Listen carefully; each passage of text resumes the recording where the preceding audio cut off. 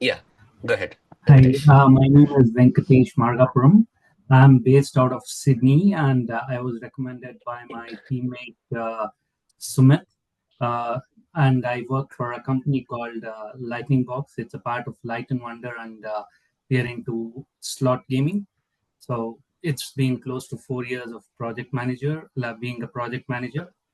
Yeah, and have heard about you, Ishak. So hence the reason like I had to enroll to your training. Great, Thank you. great, great. Glad to hear that. Yeah, yeah. Thanks, Venkatesh. Yeah. Arpit.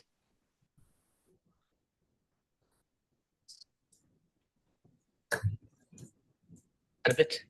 Hi, I think I already introduced me, Oh, but yeah. I can do Okay, it yeah, again. yeah. Oh, yeah. I think there are two Arpit. Okay, that's why. Oh, no, no, that was our, some other duty. Yeah, go ahead. No problem. Okay, Samiran. Yeah, hi everyone. Very good morning. Yeah, actually, am I audible, right? Yeah, yeah, perfect. Yeah, I'm a 12 years of experience. So I started my journey from TCS. Currently, I'm working in Kolkata, and I worked as a developer, then automation test lead. Currently, I'm working as a Scrum Master. So I want to be a technical delivery manager, so some kind of role. In that case, my technical and managerial both profile will be strong. So that's why I'm going for a PMP. Great. Fantastic. Yeah. Praveen. Good morning, everyone. Good morning, Vishak. Yeah, So, hi. my name is Praveen Nanjala. I am from Hyderabad. So, I'm currently working in TCS. I have total 12 years of experience in telecom and BFSI domain. So, currently I'm working as a technical lead and managerial roles. So, yeah, that's myself. Great. Yeah. Hardik Naidu. Hello, everyone. Good morning. Name is Hardik. I have 14 years of experience in total with Accenture for last 10 years. So I work currently as a technical lead for business intelligence reporting solutions. So looking forward to grow in my next role as well as a program management professional. So hence join this session. Thank you. Great. Yeah. Niveta. Oh, hi. So myself, Niveta, I'm from Bangalore. So I have total 7 years of experience. So I'm associated with Mercedes-Benz. Currently, I'm a senior developer, but then I want to move towards the management line. So I thought of pursuing this course. Great. Fantastic. Yeah. Mr. Spence. Okay. Surupa. Hi, it's Sarupa. I'm from Bangalore. So I'm working at Siemens currently, and I have an experience of around 9 years. Great. Yeah. Karthik. Hi, good morning to all. So this is Yeah. Karthik Vijay Kumar. So I'm working in Jindal Steel, Oman. So previously I had 6 years of experience in steel industry in India. So I moved here in 2010. So 14 years of experience in Oman. So currently I'm leading a planning team. So I would like to excel in some upcoming projects in our own industry and as well as in the development of future career. So that's what I would prefer to continue this course. Great. Thank you. Fantastic. Karthik. Yeah. Next, Vijay Shukla. Hey, good morning, everyone. So Yeah, I'm hi. Vijay, and I have roughly 17 years of experience into asset management industry. So currently, I'm into techno-functional role, and I would like to transition into project management space. So that's the reason I'm here. Great, Vijay. Yeah. Thank you. Amit. Hello, all Yeah, good hi. morning. Yeah, so total I am having experience, it's around 14 years, so total experience in a QA. So currently I got promoted as a TPM. So I want to know about the basics and all, and then I want to move the project. So that's why I joined this course. Yeah, thank you so much. Great. Yeah. Chandru. Hi, good morning. This is Chandu. I'm from Hyderabad. I'm currently working in Broadridge as a Scrum Master. I have around 15 years of experience. I've recently moved to this project management role. So I want to know about that more and open this. Great. Yeah. Thank you. Next, Anuj. Hey, hi Vishak. Good morning, Yeah, everyone. hi. Yeah, hi. So this is Manoj. I have a total 15 years of experience in insurance domain as a testing, and currently my role is a QA lead, and probably I'm doing a role of test manager, and looking forward for next level. That's why I'm here. My friend Pranoti Sawant has suggested me the about you, so I joined Star Agile. Thank you. Great. Yeah. Thanks so much. Yeah. Murli. Hi, good morning, everyone. I am Murli, currently placed in Bahrain, from Chennai, actually, Tamil speaking. And here in Bahrain, I'm now 13 years, and overall experience of 24 years in various functions of elevator and escalator industry. Thank you. Nice to see you all. Great.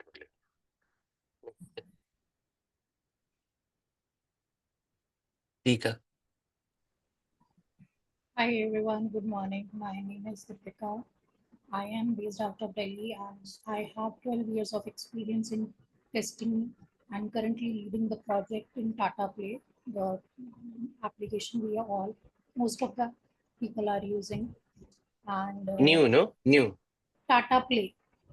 Okay, okay. OTT background. I'm into OTT platforms. Okay. Yeah, great. Yeah. From testing, I moved to project lead, and now I'm planning to move into project management. So I need this certification, and that's why I'm pursuing it to grow my career. And I previously had a CSM training from Star Agile. So after that, I thought of joining the PMP since my experience was very good with the Star Agile. Thank you. Great. Fantastic. Yeah. Rohit.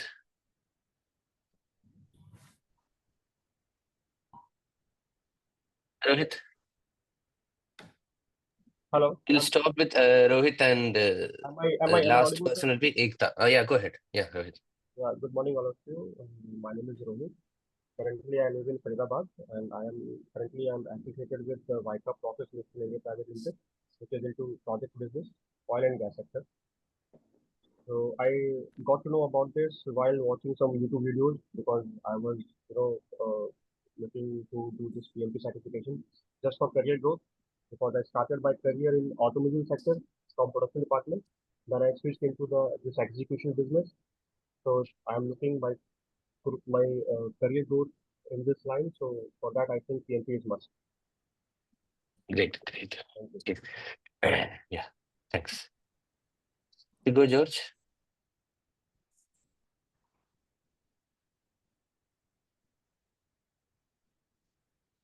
We'll stop with Sigo. Okay, Sigo and Ekta. Yeah. Sigo, George, are you there?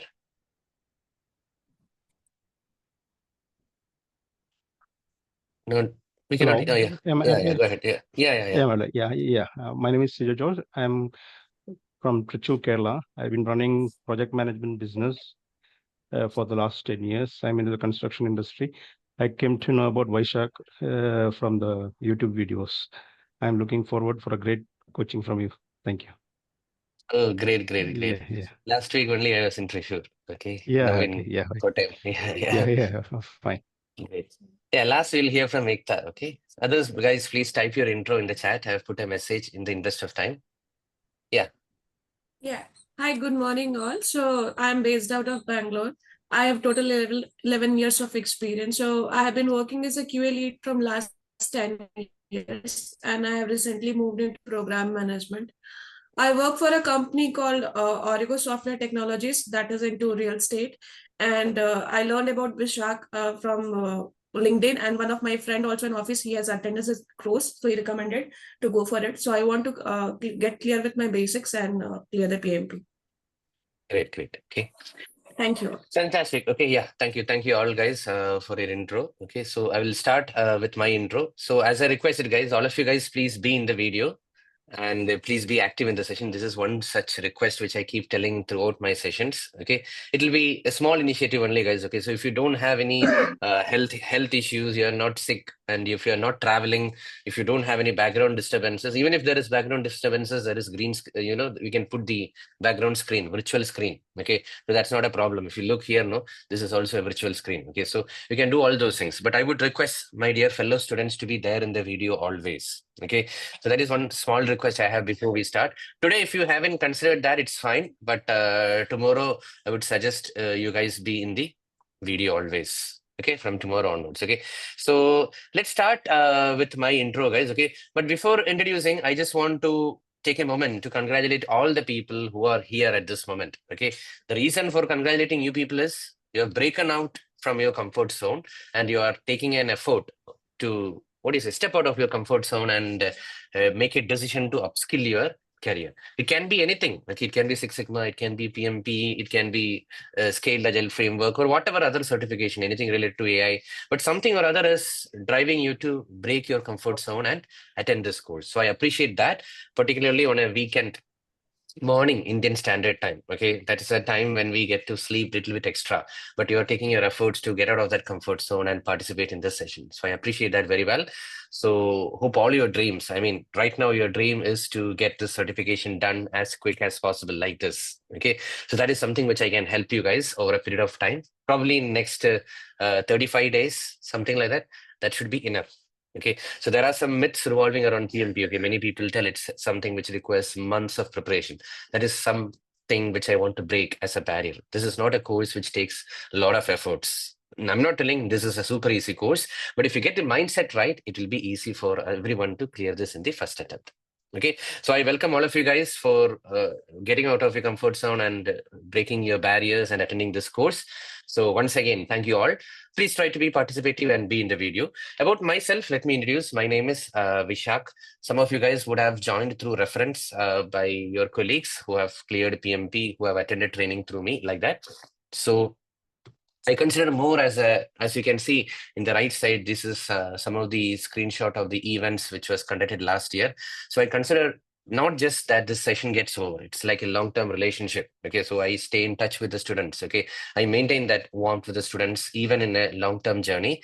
So it's sort of a mission. It's not about just delivering some 8-day session and over. It's not like that. Okay, so and one more positive thing which I want to tell at this moment to motivate you people is I've been recognized by the Book of Records for the trainer who have helped maximum number of students to clear this PMP exam. Again, this is not to show off or boast at this moment, but this data I'm putting forward to you people so that you will feel that confidence on the first day of the session.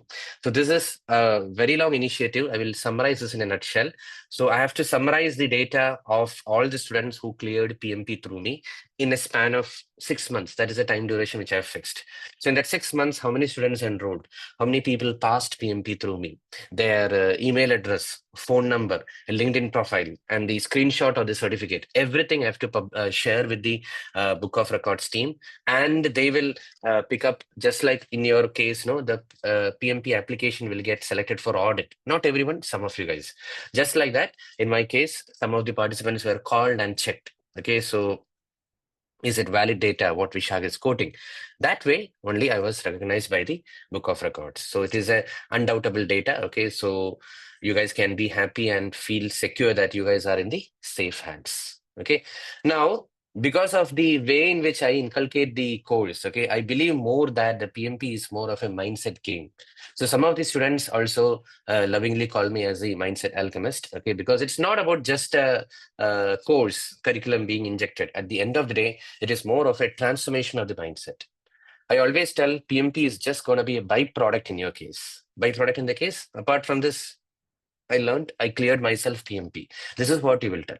It's not about just getting the certification done. There will be a lot of other things which we discussed during the session, which can transform the way you think, the way you are thinking so far in your life.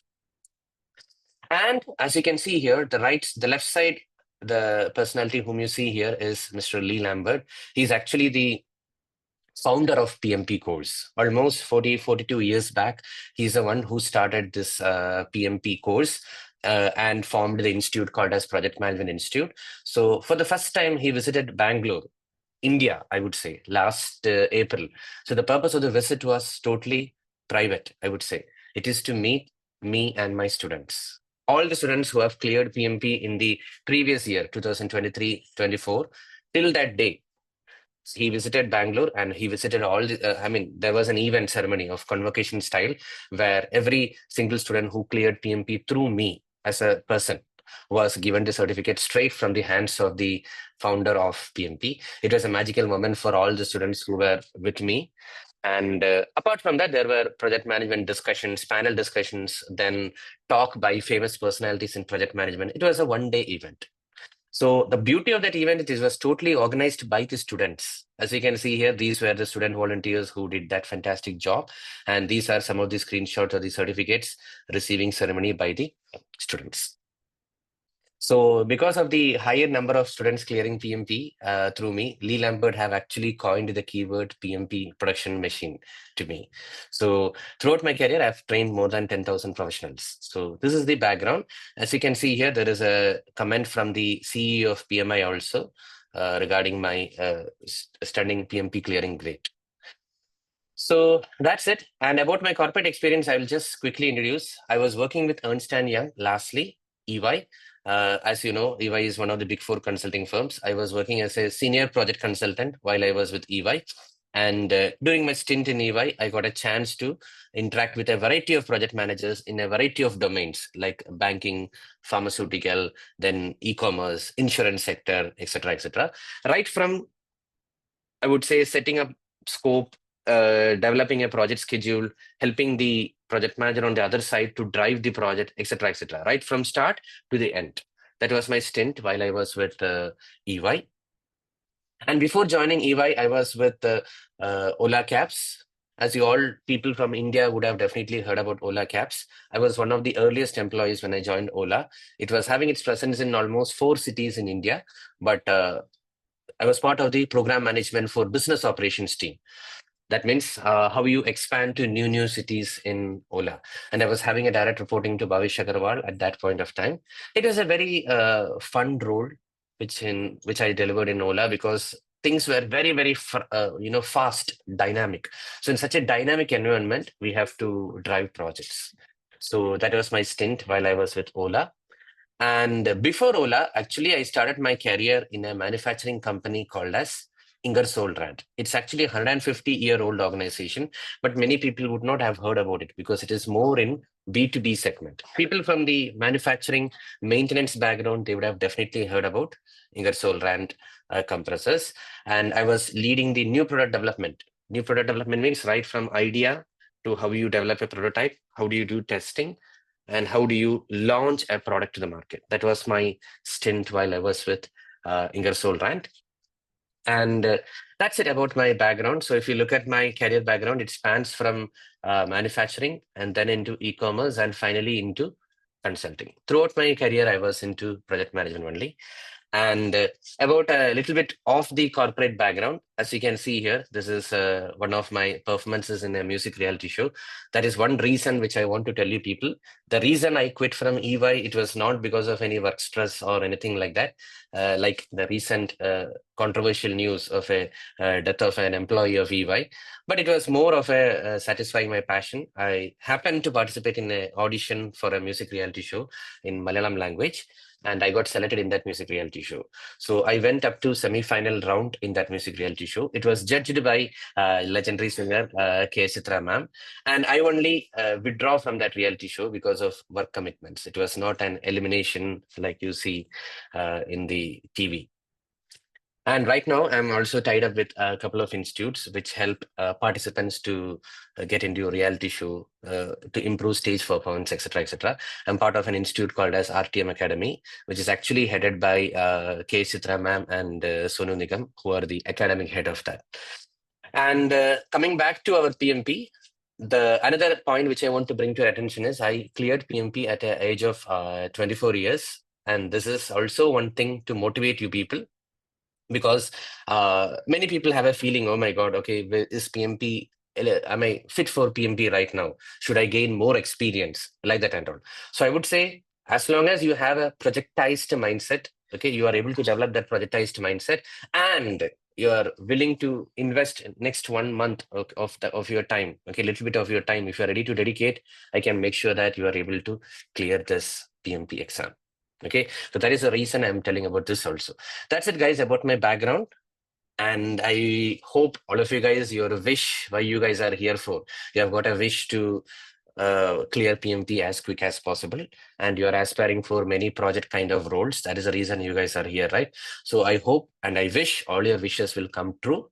So with that, no, let's start quickly. Do you have any specific questions? In that case, we can address. Otherwise, I'll start with the first slide.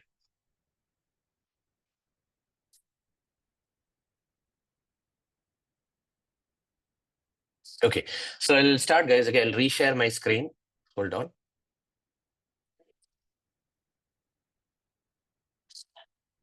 Yeah, everyone, guys, okay, as I told before also, please try to be in the video. If you guys are not having any disturbances in the background and if you don't have any health issues, it will be very appreciated.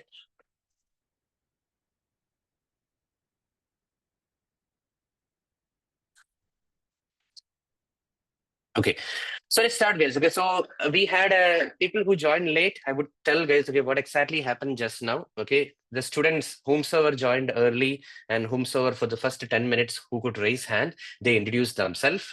about which company they belong to, what is the nature of experience, did they join the session through reference, etc., etc. Now, after that, it was followed by my introduction. But I just want to check again, guys. Okay, student introduction is over. And I just want to check again, is there anyone here in this batch who is not having 36 months of experience? It need not be into leading projects. Don't worry about this. But do you have 36 months of experience? Career break is also fine. Okay, see, don't worry. Okay, I'm right now not working. That is totally fine. But do you have in the last 8 years some sort of story which you can tell that you have led a team? Like that, is there anything which you can have got to tell 36 months? If that is the case, then only you are eligible for this course. That is why I'm requesting you guys to confirm on that again. Don't tell me I just passed out only in 2025 July. In that case, this course is not for you because it mandatorily requires 36 months of experience. I hope the silence means everyone is fulfilling this criteria. Any questions or any concerns you have? Great. Yeah. So let's continue further, guys. Yeah. What is that? Someone Yeah, was... hi. Hi, Vishak. Actually, I do not have any experience into project management, but I want to transition into project management. Great, So great. That's fine. that's why I'm just going for PMP training for now, not going for any examination. But I believe I can, do that by attending this training. See, the thing is, why should you not take up the exam? See, I know learning only is your purpose, but Right. only that culmination will reach only when you take up the exam. Because otherwise, that is what is, human mind is like that. Okay, unless you have a goal, we'll be okay, kind of listening. Okay, so you prepare for that exam so that your dots will be well connected. Okay, otherwise it will be just dots lying on the table. You have to connect the dots, and that perfection will reach only when you clear. That's my request. Okay, so the rest is up to you. Okay. So am I eligible for the exam after this Yeah, why training? not? Why not? Why not? Okay, you have 3 years of corporate experience. Yeah. So that's it. Okay. Today I want to put a full stop here, guys. Anyone who have got 3+ years of corporate experience, you are fit to give this exam. We can craft a story on it. Okay, that we'll discuss later. Okay, discuss later means I will share a video in the batch. Okay, so that everyone can watch it. Okay, I think anyone guys from my previous batches here, because of some reasons you couldn't continue like that and all. Previous batch participants not there, no one? This is Balaji. I have done, but not with you. I've done with project management training with Star Agile, and back 2 years back, I couldn't complete the exam. So the same reason what you said sometime back. So I just want to complete it, and it's in my mind of to No take it. problem. So No, I was asking any recently, like a couple of months back, they enrolled like that. Is there anyone? Ajay, anything? Yeah, I was in your batch in approximately, I think in January, and due to some Okay. reasons, I actually switched my job, then transitioned into a new city, so I could not give the exam. A lot of responsibilities were there. So I Great. requested Star Agile to specifically align me to your batch, and I'm very thankful to them. Great. Glad to hear that. Okay, but don't feel bad. I Thank tell you. these kind of people as laggards, no, Ajay. So the people Yeah, who, I know. they have their own excuses like that. Okay, anyway, okay. So my purpose of asking is that if you can share the application process video in this chat, no, it will be helpful for others. Okay, you have that in your hand, that Google Doc. Not the Google Doc, just the application process video. If you have it, okay, no problem. We can share it later also. Okay. Yeah, I'll share it. Yeah, because I'll continue with my flow if you can do that small favor. That's all. Yeah. No, I'll So do let's, that. yeah. So let's continue, guys. Okay. So the next thing is, so obviously since Ajay is there, no? So Ajay, you are part of that group also, no? Which course got over? I'm part of all WhatsApp the group. groups here. WhatsApp group, you are there, no? Groups, Yeah. all the groups. So I'm there. so rather than me telling, no, you have to tell. Okay. So in those groups, okay, you have started hearing the good news, no? Jan batch means almost everyone would have cleared, right? By now. Yeah. Yes. So that is what I have to tell, guys. Okay, there are people from my batches who will clear in next 24 hours. 24 hours means from the last day of the session, they'll be clearing. That is a confidence level which I can bring into you people. But that confidence level will work well only with your chemistry also. Okay, believe in me what I'm telling. Okay, if you are confident, okay, let's say we are starting this batch on 6th September, no? So 6th September means easily, okay, 6, 7, 13, 14, 20, 21, 27, 28, and it will go till October 5th, no, including exam prep. Correct? Yeah. So October 5th means, confirm guys, October 5th, no, including exam prep. Yeah. Yes? Yes. So that means October 6th is an eligible date for giving the exam. Believe me or not, there are people who are doing it. Within 24 hours, they'll be clearing. Okay. So please keep that deadline in your mind, guys. Okay. If you're ready, okay, I'm with you people. Okay. So let's start, guys, quickly. So regarding the course, okay, we are here for project management professional course, as you all know. Okay. So basically, they are categorized into 3. As you can see here, predictive, agile, and hybrid. So to introduce, guys, I just want to tell hybrid, like that we are not officially learning anything much.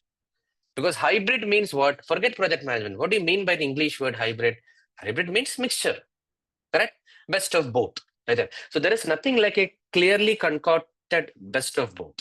Okay, that automatically comes from your mind. Are you getting that feeling, guys? Your mind. Okay, that's it about hybrid. But before jumping into hybrid, let me tell you guys, okay, predictive. Can you see here the first word which is written here? Predictive. So let us hear from the experts in this batch, guys. Okay, experts, come on, tell me. Okay, what are the other names for predictive, which you know, which you are familiar with? Unmute and speak up, guys. Waterfall. Porcine. Waterfall. Traditional. Traditional. Anticipation. Yeah. No, that all aspects you are telling. The keywords are waterfall, traditional. What else? Sequential. Very good. Then plan oriented. Plan driven. Okay, that is the right keyword. Plan driven. Then Forecast. Forecast is an aspect. That's what I'm telling you. Waterfall, traditional, sequential, plan driven. Okay, these are the 4 other keywords. Okay, guys. Some people tell traditional, conventional style of project management. That is also style. Okay, conventional style of project management. Okay, waterfall, traditional, sequential, plan driven, conventional. Okay, all these guys, please note down. Okay, throughout my session, I recommend you don't have to go through any books, but one thing you have to do is once in a while when I write something on the screen or something when I emphasize that it is important, please make sure that you are noting it down. Okay, you can it can be an ugly handwriting, but have a habit of note making. Okay, that is very, very helpful. Okay, because when you note, there is a beautiful chemistry with your eyes, between your eyes, brain, and hands. Okay, so make use of it. Okay, if you're not talking, no, please go on mute. There is some background noises from your end. Okay, that's why. Yeah, Sumati, go ahead. Is there a screen share icon?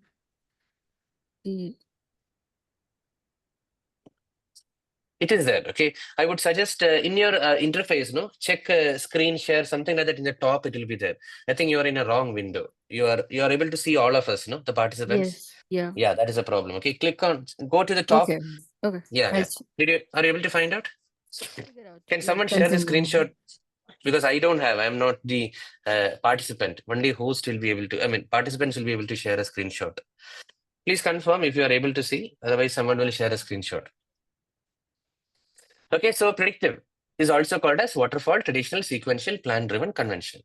Okay, so what do you mean by this, guys? Okay, so if you have heard about the Egyptians building pyramids or the Taj Mahal being built, okay, all these are, first you have a plan, correct? You have an architecture, okay, you have a drawing in place. And then once every drawing, every paperwork is done, then only we move into execution. Correct, no? Once every such paperwork is done properly, then only we move into execution. That is why this kind of projects are called as plan-driven projects. Make sense, guys, everyone? So now today, construction, automobile industry, airspace, okay, I would say aircraft, all those kinds, space technology, everything is following predictive kind of approach. Are you guys clear what I'm telling? Just an intro, guys. We have a long way to go. What I'm telling is aerospace, automobile, construction, everything is following a predictive kind of approach. Now, what about this agile buzzword? Okay, I would say something which was introduced recently in the sense around 2000. That is recent, guys. Okay, compared to Taj Mahal, obviously that is a recent year, no? So agile is something which came recently, more applicable for the software industries. Okay, because software industries are, we'll discuss more in depth, okay, because they don't have much of a physical inventory. So just like Nishan have typed in the chat, okay, it is more flexible. Okay, so that flexibility is the beauty of agile projects. Okay, and then hybrid, I told you, it is just a mixture of both predictive and agile. We'll discuss about it later. Over a period of time, you will understand what is hybrid. Okay, now the next one is, guys, can you see here on the screen? 3 things are written here: people, process, business environment. I just want to check one thing with you guys. Okay, is there anyone who have failed in PMP before? You have attended PMP trainings in the past, but you couldn't clear it, something like that. In that case, you guys could let me know, okay, so that I'll be tracking you guys more effectively. That's it. There is nothing to hesitate or feel shy about, because life is full of ups and downs. Okay, so sometimes you may not be able to clear in the first attempt. I just want to check. That's all. Okay, anyone? Yes, anything, Twinkle? Yeah, I have prepared by myself and given the exam, but not able to pass. I have not attended any training before that. What you did? You attempted? No, I've done this training from Udemy and did Okay, like that. by myself. Okay, but I didn't join any training and given my first attempt, but it was not clear. Clear. Okay, fine. Okay, so that's fine. So why I was asking, I because you have will be attended, but I could not click it. So in people, I could not. I got below target, and others I got target. Process and business. Okay, no problem. Okay, don't worry. So that is what we are here for. Okay, if you guys are falling into a groove for the next 30 days or something, I can make sure that all of you guys are clearing PMP. But the point is, why I ask this, because those people who have attempted PMP before, they may be knowing. Okay, so once the result comes, so you know what, guys, there is no percentage being revealed. It just tells something like a code. Okay, 80. What does this means, guys? Come on, tell me. Above target. Above target. Okay. So 80 means above target. So I want all of you guys who are listening right now to have above target coming on your screen. Above target means what? Just like we say distinction. Okay, that's it. Okay, above target. Okay, I want my lovely students who are attending the session right now with me to get above target. Okay, so even if you get target, it is considered as pass only. Okay, but my happiness will be when you guys get 80 in all the 3 domains. But if you get BT, my dear friends, BT in 2 domains, okay, then it is considered as failed. Please keep that in mind. I don't want this to appear in your screen. But don't ask me today, what is the criteria? How you will know that you will get 80? How you will know that you will get T? See, that is what I want to tell. They haven't revealed the passing criteria. What I meant is how many questions you need to answer correct. This is what your question, no? So they haven't revealed that logic. Okay, what we can do is aim. Okay, just like, you know, Arjuna is aiming at the eye of a bird. Okay, you just have to aim at the every situational question, and your aim should be to answer those situational questions. Don't worry about, okay, overall, what is the passing criteria? Did I'm eligible for passing? Can I relax now? Like that and all, don't think. Once you appear for the exam, stand in that situation and attempt every question. This is the only way out I recommend. Okay, so don't worry, guys. Today it's too early to worry about exam and all. Leave it to me. Like I told you, I'm into the book of records for helping the maximum number of students. By the 4th week, you guys will have a very clear idea. And people who have enrolled for the exam prep, you will have a fantastic confidence the last day of the exam prep. Exam prep is a 2-day session. Okay, if you're not aware with the exam prep session, you can check with your point of contact to make added to that also. Okay. So with that intro, I'm continuing, guys. Okay, this is about this new exam, the PMP exam format. Now, again, related to the questions, guys, okay, the whole PMP game consists of 180 questions, and you have got 230 minutes to complete that 180 questions. Okay, so can you work on the math, my dear friends? Okay, let me see. How much seconds we have per question? Any idea? How many seconds we have per question? 180 questions. 72 seconds. 72, more close, accurate? Anyone? It's actually 76. 76 seconds. Okay. 76.66. That is what is the time available. What is the time available? 76 seconds approx per question. So I'm not scaring you people, but the point is, let me tell you the reality. Okay. So you have to attempt 180 questions in 230 minutes, which is averaging to 76 seconds per question. That too, the questions are which consist of 4 to 5 sentences in the question, and the options will have 1 or 2 sentences. Some questions will have 2 sentences in the options. So imagine this much you have to read and choose a correct answer in 76 seconds. It's not an easy task. Sorry to wake you up, all of you guys. Okay, we are not in school days or college days anymore. Correct, no?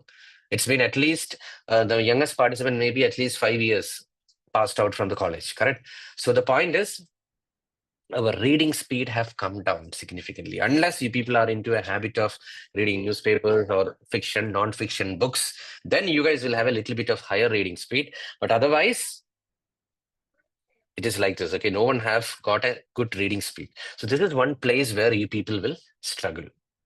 Is that clear, guys? So one way in which I can help you people is, my sessions are a little bit fast-paced, if you have noticed. Okay, don't consider this as a drawback. Consider this as a benefit for you people. Is that clear? The faster the session is, you also try to catch up with me. Wherever you are not getting an idea, you can tell, okay, once I finish a topic, you can tell, can you please get into that topic again? A little bit clarification needed. Or if you're so clueless, go through the recording. I'm sure you will understand, okay? Because I'm not telling just based on, first day. You be with me in the 3rd or 4th day, you will understand. Okay, that's what I can assure you. Okay, so that's it. Now the exam consists of multiple choice, multiple response. Multiple response means more than one correct answer. Okay, like that and all you can choose. Okay, so don't worry. Okay, that all we'll cover on the last day of the training session. Okay, that's it. So yeah, I have a query. In the previous slide, you were mentioning something about the people, process, and the other thing that got skipped. business environment. Yes. People, process, business environment. See here. So that is the way the examination is being structured. Today is too early. Okay, people, process, business environment. For example, something related to engaging with team members, that comes in people domain. Something related to risk management process, a question comes that is related to the process. Something related to how a project manager is interacting with the outside problems, okay, regulations, standards, and all. No, that is what is business environment, like that. Okay, don't worry about it now. Okay, that's what I would say. Yeah, Amitabh. Hi, Jack. Just one question is, it's mentioned like computer-based tests and paper-based exam. So No, right now throughout they have just mentioned, but it is totally computer-based. Okay, in 2025, when I talk to you people, it's totally computer-based. Oh, got it. Thanks. Yeah. So let's start, guys. Okay, so on the screen you can see 5 lessons. Can you see here? Lesson 1, lesson 2, lesson 3, lesson 4, lesson 5. That's it, guys. Okay, I'm promising you guys again. Some of you guys with half preparation, you would have been guided by someone. Hey, you have to go through 6th edition PMBOK, 7th edition PMBOK, like that and all. PMBOK means PMBOK. Half knowledge people, tell me, guys. PMBOK. Project Management Book of Knowledge. Guide for Project Management. Yeah, so Project Management Book of Knowledge. Okay, so is it needed for you guys to pass PMP? My answer is no, not necessary. Okay, you don't have to pass, you don't have to go through the PMBOK to pass PMP. That is what I'm telling guys, okay? Because I know you are from a variety of corporate background. You guys are super busy with your family life, work life and all. So I've tailored my session in such a way that if any books you have used in the past as part of your PMP studies, keep those away. It's not needed. Just focus on the session. That is more than enough. But focus is very, very important. Be in the video and actively participate. Okay, 5 lessons we have. Right now, we are going to start with lesson 1, if you don't have any questions, which is starting the project. Okay, but before that, let's hear from Paresh. Go ahead. Yeah, Vishak. So this course complies to PMBOK 7, and what I heard is PMBOK 8 is coming up That in is what I know. So the yeah. thing is, So don't worry. Okay, whether it is 6th edition, 7th edition, 8th edition, no one is going to read all those. Okay, Paresh, first stop worrying about it. Okay, that is rule number 1. Okay, let's say that is going to come in January 2026. Okay, till then, are you not going to clear PMP? That is my counter question. Okay, my students will have the confidence to give the exam the very next day. So October, November, enough. Okay, and don't worry, there is a transition period. First of all, stop worrying even if it is coming in Jan 2026. Reason number 1, there is a long time. Reason number 2, even if they are launching, there will be a transition period. You don't have to worry too much. Okay, right now, present is focus on the slides. Okay, I told you don't have to go through any books. Okay, clear everyone? Anything else? Yep. Thank you. So let's start, guys, quickly. So hope you can see a revised screen. Everyone are able to see? So this is the lesson 1, my dear friends. Okay, lesson 1. Okay, so regarding the lesson 1, I would say I would give you a high level overview. You don't have to note down anything, just an overview I'm telling you people. Okay, so the lesson 1 will mainly focus on this one, project methodologies and practices. Okay, then plan and manage scope related discussion. Can you see the way I'm highlighting? Project methodologies and practices, scope, budget. That is the next topic we are going to discuss after scope. Money. Okay, then schedule, timeline. Okay, so do you know these guys? These 3 are called as the triple constraints of project management. What all? Scope, budget, and schedule. Because everything is important, correct? No? Can we say that budget is important? Only budget is important? No. Timeline is also important. Can we say that no, you have to finish in so and so timeline? I don't care about money. Like that we cannot tell. So these 3 are equally important. Are you guys clear? Triple constraints. Okay, then the next one is quality. Okay, quality means with what perfection are you delivering the products or the project? For example, you guys are here for a project with me. You know that it's a 4 weeks of training plus 1 week of exam prep. That's a project. What is a project? Anything which has got a specific goal and has got some constraints in terms of money, in terms of timeline. In terms of timeline, you have a constraint, correct? 4 weeks of training plus 1 week of exam prep. Clear, no? But in that 4 plus 1 week of journey, what is my goal? What is my task which I have to do for you people? Build your confidence for PMP. If at least 5 people are scheduling their exam the very next day, I'll be happy. 5 people listening right now in this batch. So that is what is I call as equality. It's not about just delivering something. That quality is measured like that. Okay, then project planning. How do we plan projects? Okay, then procurement. Procurement means anything which you are buying from some other vendor, supplier. Governance structure means what, you know, guys? How we are being tracked. We means project managers are being tracked. That is what is governance structure. And finally, closure. How do we close a project or a phase? That is what is this last topic in lesson 1. Okay. Any questions, anyone? You don't have to worry about anything else other than what I have highlighted on the screen. Okay. So let's continue further. There is a question from Sridhar. Sridhar, are you there? Sridhar A. Okay. So he has asked, okay, regarding the WhatsApp group. Okay. So I would say officially by Monday, you will receive an email from support@StarAgile. Everyone please listen. By Monday, not today or tomorrow, on Monday only, because StarAgile office is off today. Okay. By Monday, you will get an email from support@staragile.com. It has got the presentations, what we are using right now. Okay. Then the recordings, as you can see, the session is getting recorded. Then an official WhatsApp group link will also be there. Okay, you guys can create your own group. Maybe Sridhar, I saw you asking 3 times. Okay, you were so much persuasive. Okay, so if you are eager in networking, you can create your own group, no problem. Okay, that we can call as an unofficial group. But the official group will come from the institute on Monday as a link. Clear, guys, everyone? Thank you, sir. Yeah. Yeah, great. So let's continue further, guys.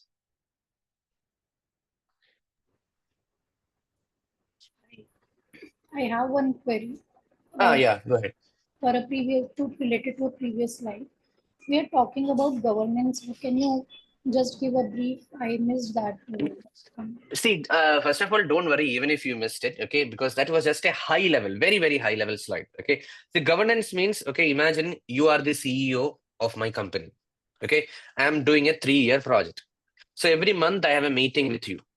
So in that meeting, how is that being driven? That's it. Okay, that how your performance is being tracked, project performance by big shots. That is what is governance. Yeah, milestone based, like Nishan have typed in the chat. Okay, everyone. Shall we move further? Yeah, thank you. Yeah. Vishak, just a small query, sorry to interrupt. Like you mentioned, we have the 5 lessons, right? And this is all the 5 we are going to cover. Do we have some kind of agenda that, in 8 session, how we are going to cover all those 5? Like maybe in the first 2 sessions, we are going to cover lesson 1, lesson 2. Yeah, that's what. Lesson 1. That is what I told. No, first lesson, first today and tomorrow, we'll be focusing mainly on cost, schedule, and scope. The first 3 topics which you saw in lesson 1. Don't worry about agenda. Okay, so this is what. Okay, nothing we'll do with the agenda. So you just have an idea that first 2 days, today and tomorrow, our first 2-3 points which I told in lesson 1 will be covered. Okay, and slowly, okay, we'll get more connections. Okay, I mean, you'll be able to connect the topics very well. Okay, makes sense. Thank you. So yeah. Next is that's it. No, if your doubts are unanswered, you can lower your hands. Okay, guys.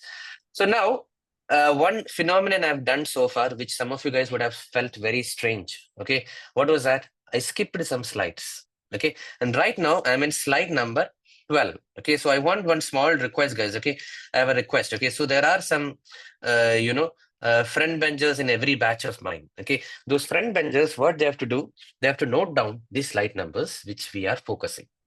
Okay, not every slides I'll be focusing. Okay, as you can see here, which slide right now we are in? We are in slide number 12. Can everyone see here? Bottom left.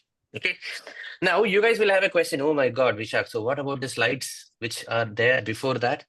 What we should do with that? Let it handle. Okay, I would say you guys can also skip those. Is that clear, guys? But the slides which I'm focusing, you should also focus. Deal? That is a deal between us. Okay. See, for example, right now I'm in this slide. Okay. The title of the slide is hybrid methodologies. Correct. But what I will do, I will conveniently blur it. I will tell you why. Okay. Because in this single slide, I'm going to discuss about all the 3. Okay, first of all, hybrid, we are not even going to discuss. Okay, but my point is, in this single slide, we'll discuss about all the 3 types. That is how we started our session. Do you remember? Predictive, adaptive, hybrid. Like that we started. Okay, but I'm again telling guys, okay, you don't have to go through the slides which I skipped, but the slides, whatever I'm writing, please, you also scribble something. You also, some people know, some friend benchers, they will take a screenshot of the slide once I finish writing everything on the screen. Okay, like that and all, you have to do.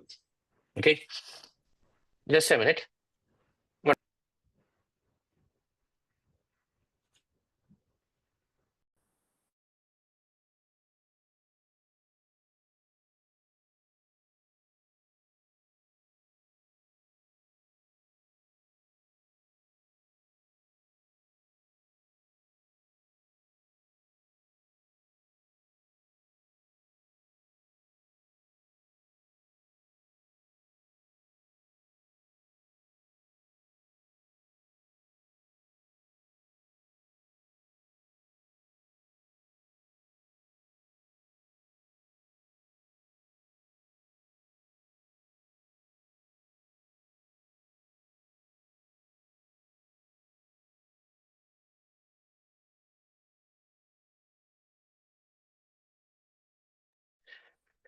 Yeah, hello, sorry. Okay, please don't turn off your videos, guys, the moment I accidentally,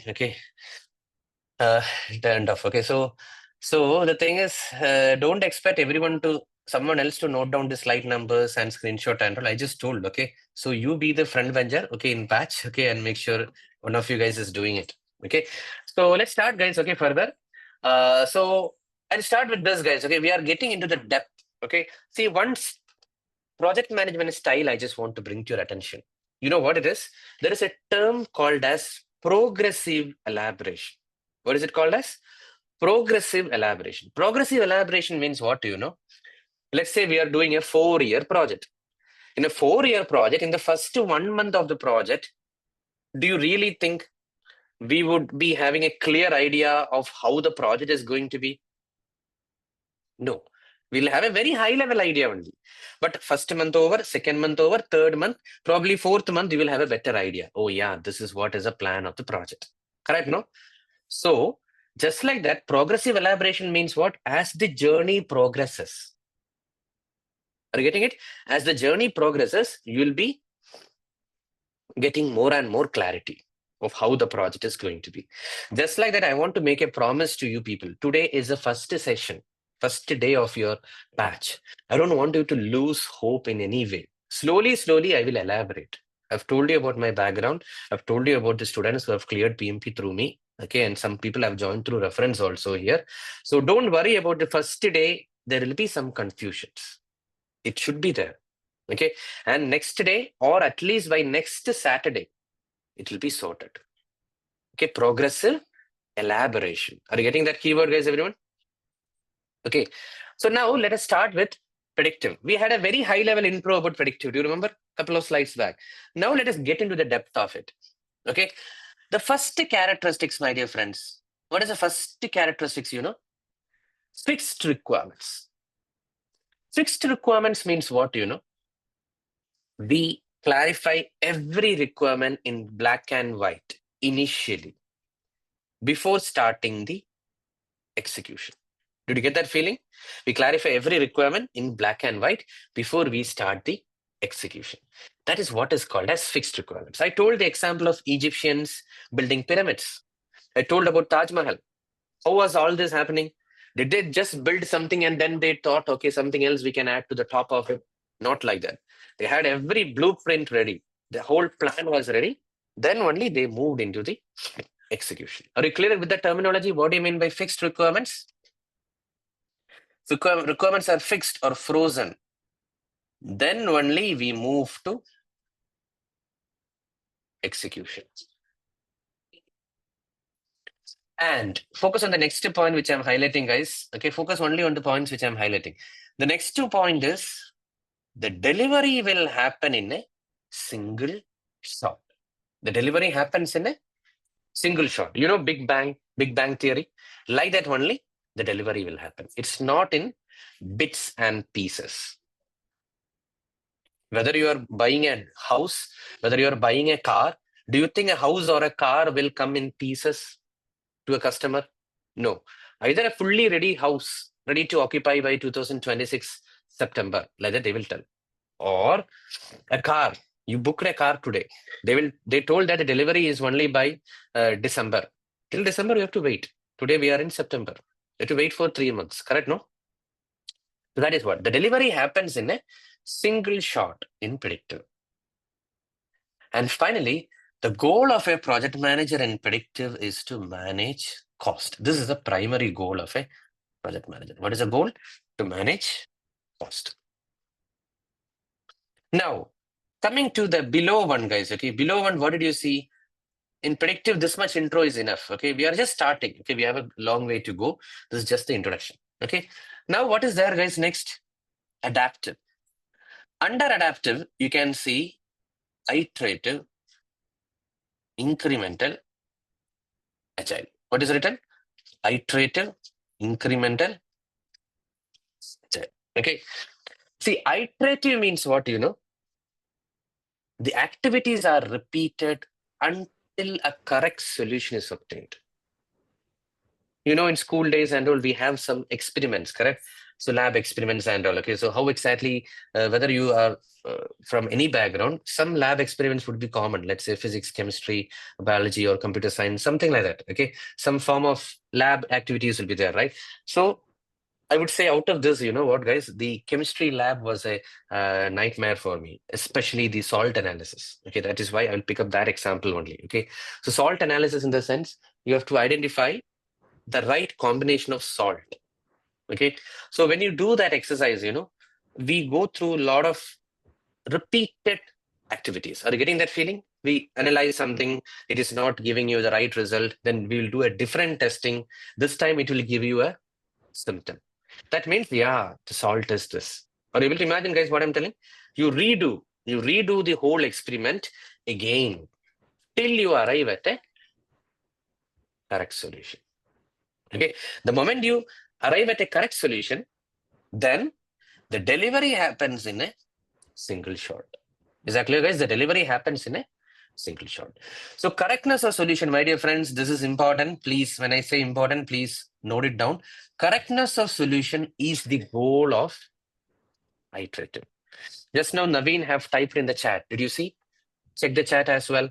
Pharmaceutical companies, medicine development, vaccine development. All these are examples of iterative. You cannot just develop a medicine in a first attempt. You have to try multiple combinations. Once you try multiple combinations, then one particular combination will work perfectly. That's how all vaccines are developed. Medicines are also developed, correct? COVID vaccine, the whole world was announced by pharmaceutical companies that, yes, we developed a vaccine. How? They would have done multiple trials. Are you guys getting it? Now, Nishan have mentioned that in defense also, when you do something very innovative, I'm not talking about making a car or a two-wheeler. When you make some innovative weapons, okay, or some innovative devices, nuclear power, agriculture, or developing something sorry new. for interruption. Okay, that is when we have this goal of correctness of solution. Okay. Yes, Samina. Yeah, actually, you told that there is a multiple attempt that we can do. Like, I mean, you have given the example in pharmaceutical company like this, but here it is mentioned single delivery. So how can That's I what. No, relate hold this on. one? See, no, the iterations will happen multiple times. Okay, Samiran, but the whole world was informed. Okay, that COVID vaccine is developed. So that is what it means by single delivery. Are you getting? You will do trial and error. Okay. See, Edison was trying to discover bulb, correct? No, so he tried 1,000 materials, but only one time he announced the world that I have discovered bulb. Are you getting it? Got it. Like that. Okay, ding. That is what it means, right? Single The delivery. requirement, how Okay. can be a dynamic, like, we are focusing on the, let's say, for No, the vaccination. little bit trial and error it will happen, because requirement in the sense not what is the requirements, the combinations. Okay, you will try this combination and see, I want this input, raw material. Again, I'm quoting the same thing what Edison have done. Okay, so don't tell that requirement is light. Requirement is not light. Requirement is a materials. Okay, you will try this material, it will not work. You'll try a different combination, probably it will work that time. So you do some trial and error. That is why it is told as dynamic requirement. See, if it is the same thing, no, then there is no fun. Okay. So it means every iterative would have the different requirement what they want to run as a sample. No, don't go to that extreme of every iteration different requirement. Dynamic in the sense it can vary. That's it. Okay, it's not okay. like instead of got, next time we'll make a cow. It's not like that. It is got with horn, without horn, with fur, without fur, like that and all. Small variations. That's all it means. Okay. Now, coming to the next one, guys. Okay, can you see here? Hope I can put a full stop for iterator. Okay, this much only we are going to dive into each and every topic. Don't worry about now. Okay. Now the next one is, can you see here what is written? Incremental. Okay, incremental means what, guys? Okay, I will first of all ask you people so that you people can comment on it in a better way. Okay, see, right now we are using an interface, beautiful interface called as Zoom. Okay, as all of you know, okay, we are running this session through Zoom. Okay, so that's a technological marvel which happened because of the COVID. Okay, first time we have to tell. Okay, because no one would have ever imagined. Okay, we can run a online batch with let's say 50 people, 60 people, 80 people. It was considered as impossible. Okay, but right now it is possible. Okay, so but it was not possible initially when Zoom was launched into the market. Did you hear my statement? It was not possible initially when Zoom was launched in the market. Okay, so that is my question back to you people. Okay, so when you guys became familiar with Zoom, I am sure everyone became familiar with Zoom during the time of COVID. Okay, from that time to right now, we are in 2025 September.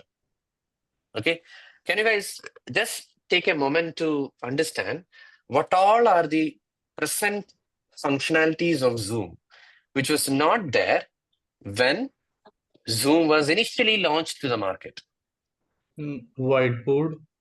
Exactly. So there will be several actually. Background. Several improvements. Yeah. Yeah, correct. Yeah. Just for a discussion, okay, for you, I know there are several improvements. Just for a discussion, I was asking. Okay, so whiteboard was there, then breakout room was there.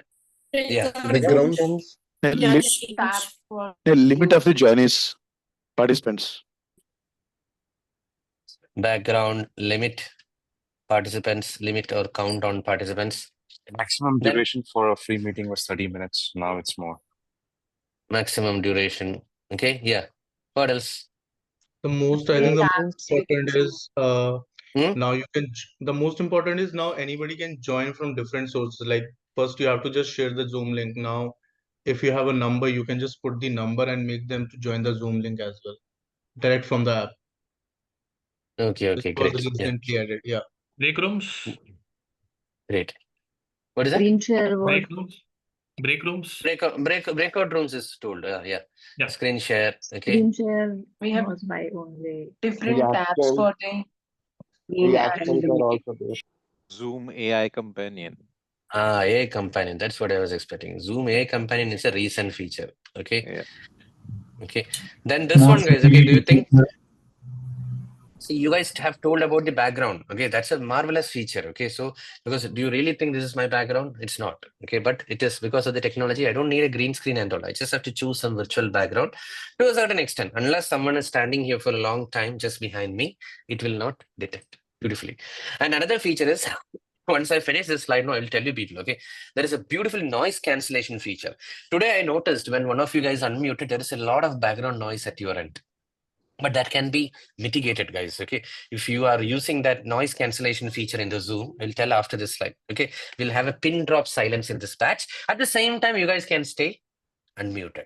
Okay, that's a beauty, guys. Okay, so audio noise cancellation. Okay, so all these things, guys, can you see here what I'm telling? All these features were there in Zoom, were not there in Zoom when it was initially launched. But we all were happy with the Zoom that time. Are you getting that story, what I'm telling, guys? We all were happy with the Zoom at that point of time. Even if we didn't have background screen, even if we didn't have noise cancellation feature, even if AI Companion was not there, we all were happy with the Zoom. Correct? When it was launched during the time of COVID. Because that time, we had only one requirement, desperate requirement. Correct, no? Somehow we want to interact with our team. Somehow, even if it is only 30 minutes, it is fine. Okay, I will wait for some time and then I will log in again. Like that, we were so desperate. Are you guys getting the story very clearly? But do you really think Zoom was unaware of these kind of things at that point of time? Did you get my question? Zoom was knowing about background feature. Zoom was knowing about screen sharing feature. Zoom had an idea about audio noise cancellation feature. But my point is, what if they are focused on adding all these features? Then only they will launch Zoom. Then what would have happened? Should have delayed. So somebody might have captured this segment. Yeah. So it would have delayed. Okay. And some other competitor would have captured the market. Are you guys clear? Some other competitor would have captured the market. Not even delayed. I would say the product will not even launch to the market because we are aiming for perfection. You will think, okay, let's add this feature also, then we will launch. We will add this feature also, then we will launch. Like that, we would have dragged it for 2 years, 3 years. Are you clear, guys? So now tell me, guys, what is the goal of incremental? The goal of incremental is? Faster delivery. Speed or early go-to-market. It's not faster delivery. I'll tell you it is early go-to-market. How quickly you can get into the market. So we are not compromising anything, but how quickly we can get into the market. Early go-to-market. Can you please note it down, guys? One goal of incremental is speed, also called as early go-to-market. Is that clear, guys, everyone? Now, the first version of Zoom, which they pushed to the market. Okay, guys, the first version of Zoom, which they push to the market, that there is a name for that. Anyone knows? Not only Zoom, any application, when they push for the first time. MVP. MVP. Minimum viable project. Minimum viable product, okay, not project. Okay, MVP is minimum viable product. Guys, one of you guys can type in the chat MVP, minimum viable product. So that minimum viable product is just to taste the market. Are you getting, guys, how the market is responding? Like that, the app development companies want to have a flair, to have a taste of it. If the MVP is successful, are you getting, guys, the question? If the MVP is successful, then they will have the confidence to build future updates. Okay, incremental delivery. Okay, you know, updates come. Last week also I had clicker update on Zoom. Okay, so updates will come. Okay, feature increments will come, improvements will come. But who will give you the confidence for that? The customers, the end users. The end users are downloading. Okay, oh wow, that's a beautiful app. Like that, 1,000 people, 10,000 people, 1 million people downloading an application. Correct, no? That gives the confidence for the app development companies to add more features and deliver it over a period of time. Are you getting that beauty of incremental, everyone? That's it. Okay. Now, coming back to Agile, guys. Okay, the third one. Okay. So, my dear friends, I have a simple request. Okay. Through this 3 dots, please don't expect to understand Agile totally. Did you hear my statement? Through this 3 dots. Okay. So don't worry. Today we have whole day. Okay. This session is almost just 1 hour since we started. So today post break, that is what my plan. Today someone asked about the agenda. Okay. So we'll have a 15 minutes of break, exactly around 1 hour from now. Okay. 15 minutes of break. And after that, we will continue. Okay. So my discussion related to Agile is planned in the second half for today.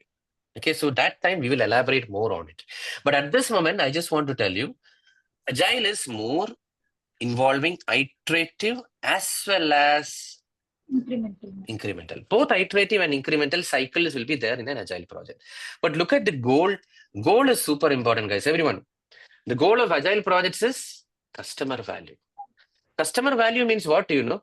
In the middle of the project execution, we are able to satisfy the whims and fancies of the customer. In predictive, it is not possible, guys. Okay, I will tell everything in detail later. In predictive, it won't be possible, but in Agile, it is possible. Is that clear, guys, everyone? Right. Yeah. This is the beauty of Agile. Vishak, a question here. We are relating Agile solely to the customer value here. The entire goal, we are saying the entire goal of Agile is customer value here.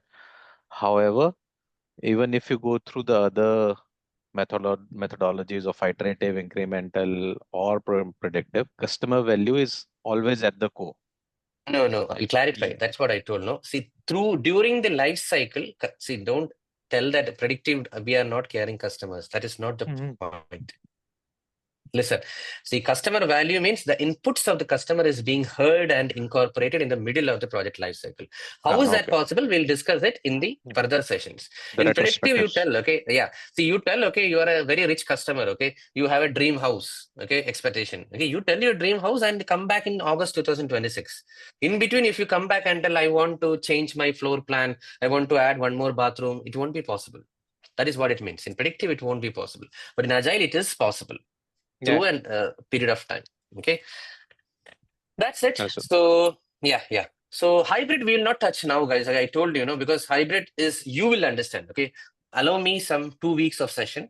2 weeks of session down the line, you will understand what is hybrid, and you will tell me.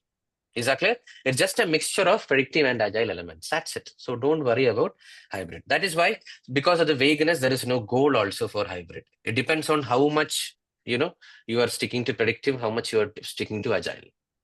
Okay, everyone. So are you guys clear, guys? What all I've highlighted only is important. Okay, please make sure you note it down. Okay, the goal is important. Predictive is manage cost. Iterative is correctness of solution. Incremental is speed or early go to market. Agile is customer value. Clear, everyone? Shall I clear the screen? Yeah. Vishak, I have one question. This one combines iterative repetition activities with incremental deliveries. Can you add on a bit on this? We'll discuss more on it in the second half, okay? Because at this moment, this much is enough, okay? What you should understand is we include both the iterative behavior and incremental behavior. That's it. Okay, at this moment, you just capture that much, okay? So I'll clear the screen, guys. Okay.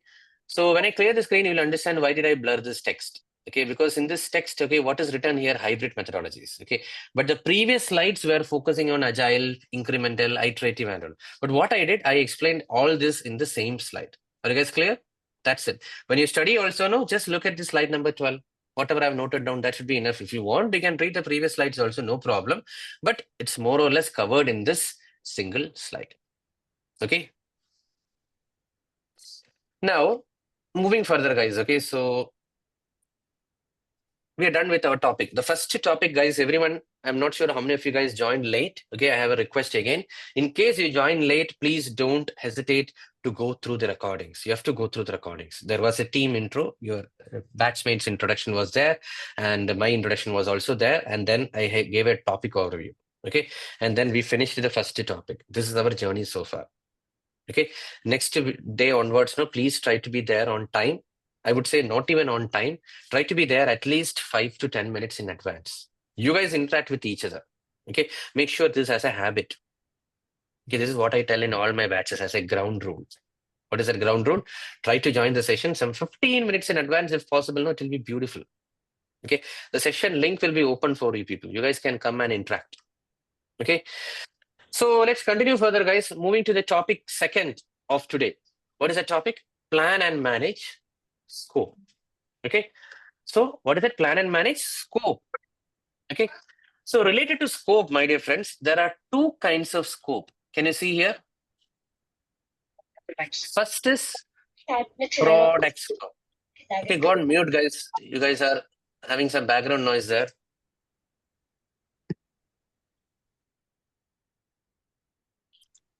Vishak, I guess you were about to tell us about the noise cancellation feature as well before we move to this slide. Thank you so much for reminding. Okay, so I'll share it. Okay, goodbye. So this is what I want to tell you guys. Okay, everyone, please do that. Okay, where is it?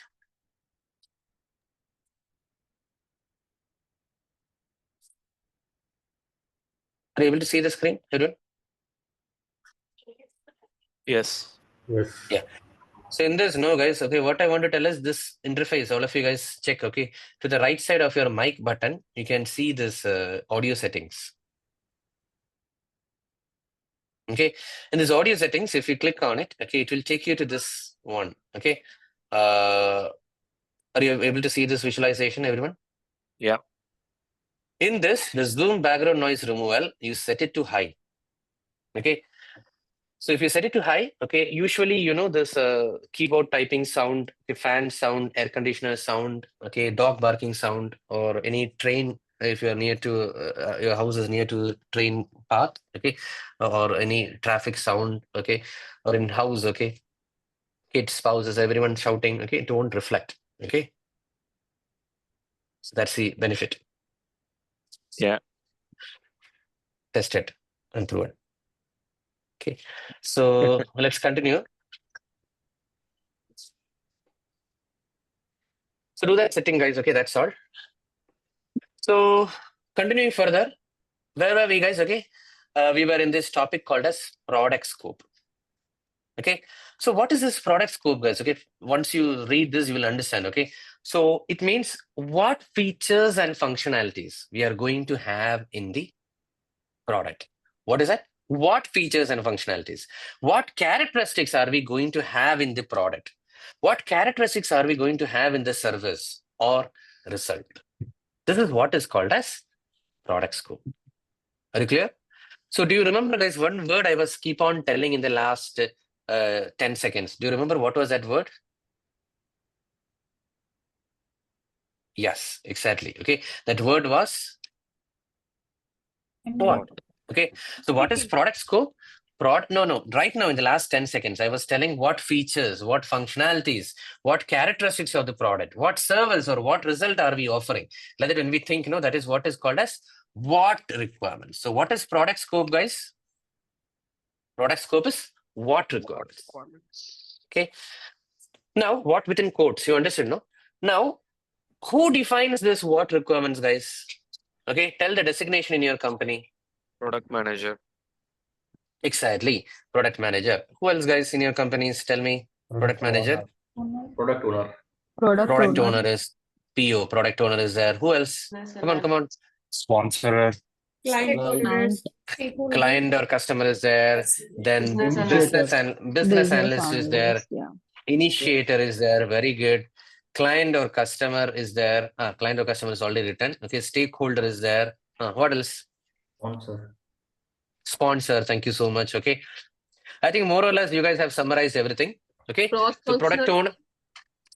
Cross-functional team is the one who executes. I will come to that. Okay. So requirements initially come. What kind of requirements comes from a different team. Okay. So that is why. Okay. So guys, listen, guys. Okay. The product owner, product manager, the business analyst, the initiator, the sponsor, the stakeholder, client. Are you clear, guys? A variety of designations you people have told on the screen. They are the people who come up with the what requirements. What requirements is important. Don't miss it. What requirements is important. What? Okay. Now, I just want to clarify one thing, guys. One of you guys in this batch told stakeholder. That is actually wrong. Next time, don't tell stakeholder, because you guys are here to become yourself PMP certified. The term stakeholder is a very vague term. Let me tell you, because you know what is the definition of a stakeholder? Anyone who is getting affected by the project or can affect my project, who can harm my project also in a good way or in a bad way. That is the definition of a stakeholder. So when you look at that perspective, the stakeholders will be your team members. It will be your functional managers. It will be the government bodies who are going to approve or reject your change or reject your project. Everyone is a stakeholder. Is that clear, guys? Your family members, okay, because they're also getting affected by the project. Okay, so are you getting that broader definition of the term stakeholder? Please keep that in mind. Okay, now to avoid confusion in this batch, there is a variety of designation. Okay, what I would prefer to use is the term called as initiator. Is that clear? What is that? Initiator. So initiator is the one who is defining the requirements. Throughout our session, my dear friends, I'll be keep on telling project initiator. Project initiator. Okay, like that I'll be keep on telling. Please understand. Okay, when I say project initiator, what does that mean? The person who is defining the what requirements. Is that clear, everyone? Any questions?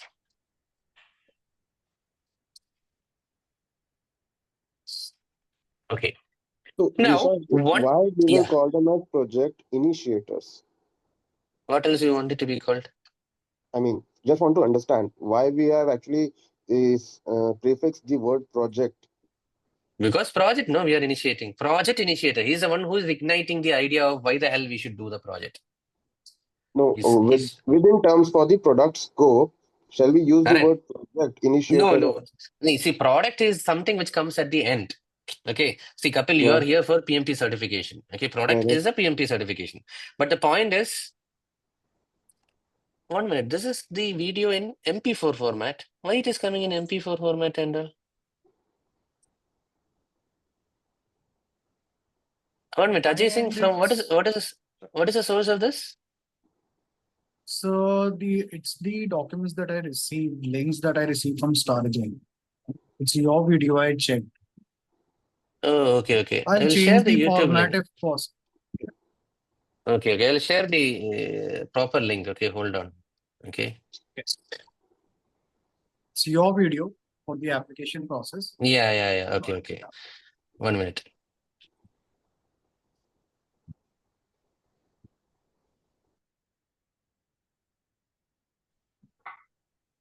I'll share it. Okay. Thank you.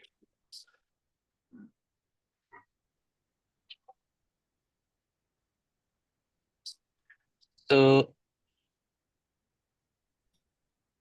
this is the application process video. Okay, guys. Okay, please make sure you watch it. Okay, some of you guys, you have any basic questions related to application, please make sure you share this. Okay, guys. I mean, you watch this. Okay. If you have any questions, tomorrow I'll be able to help you. Okay.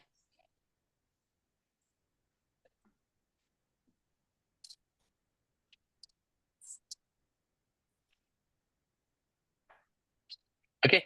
Shall we continue, guys? Okay, sorry. So what was the question? I got misguided. Okay, so the point is regarding initiator. Okay, so product initiator like that we don't tell. Okay, because product is the end goal. Okay, we need to do something. That doing is called as project. So I'm telling, hey, you do PMP. Like that someone is telling. So that's why that person is called as a project initiator. Don't worry about it. Okay, because he's initiating the project. He's pushing the company to do that project. Are you getting that word root? Project initiator. Clear? Yeah.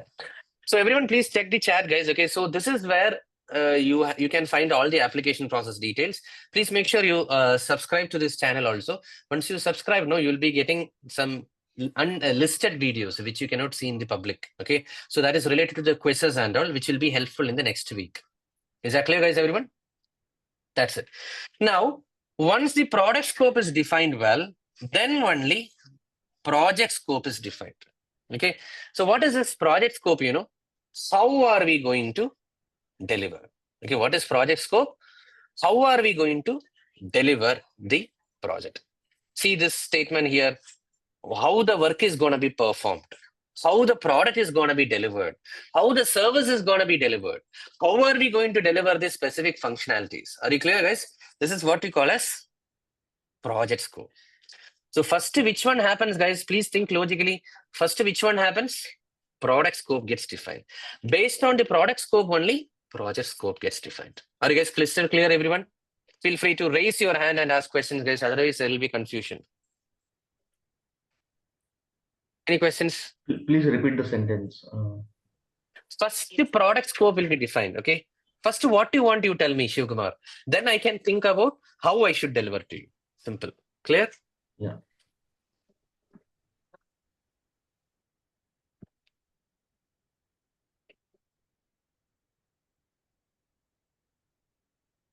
Shall we continue further? Yes. Vishak, can we expect any other names for product scope like business goals or business requirements? There are a variety of terminologies. You have asked a good question. Okay, product technical requirement, product specification, business requirements, business opportunity document, like that and all. There are different terminologies. Opportunity tracker, like that and all. Okay, let's not worry about it. Okay, because in different companies, different terminologies will be there. But as pure project managers, we need to tell it as product requirements. Clear? Okay. So Vishak, I have one query over here. If it says that first the product scope is identified and then project scope, then can we also say it like the incremental or the iterative project scope relates to the product scope? No, everything relates to product scope. No. So which one is not related? Even in predictive, it is like that. Even in agile, it is like that. Because without product scope clarity, how can you think about project scope? First, you tell me what you want. Again, my question is same. First, you tell me what you want so that I can think about how can I deliver it to you. Clear? Okay. Thank you. So let's move further, guys. Now, I'm going to read these slides. Sorry to interrupt. What is that? Didn't hear you properly. Are you going to receive this? Yeah. We spoke about the it. Slides? Yeah, we spoke about it. I will repeat again. The slides which I'm using right now and the recordings and an official WhatsApp group link. Everything you will get it in on Monday. Okay. In an email from support@staragile.com. Everyone please hear. Okay. Okay. So shall we continue, guys, further? Right now I'm in slide number 24, my dear friends. Okay. So what does the slide number 24's title say? Requirements traceability metrics. Okay, let's hear the pulse of this batch, guys. Okay, how many of you guys have used traceability metrics in your projects? Come on, type yes in the chat. I want to hear. See, that is what quite a few people in this batch, they have used it. Others don't panic. I told no, I start my sessions at a grassroots level. You don't have to worry. Okay, some topics may found so childish for some people. I don't mind, guys. Okay, what to do? Because there are participants who don't know. Some participants may find some other topics super easy. Okay, so don't worry about it, guys. Okay, so many people have typed yes in the chat. So that means there's a very common topic template which is used in corporate world. It doesn't look exactly like this, but something similar to this. Is that clear, guys? So the name is what? Requirements traceability matrix. You know the basic English word traceability. Traceability. You should be able to trace it. Okay, you are going from one part to another part. Someone should be able to trace you properly. That is what we say as traceability. Correct? No? So in this traceability matrix, what happens, first we put here our requirement description, business needs, goals, objectives. Who puts here, the initiator. Read the header, you will understand.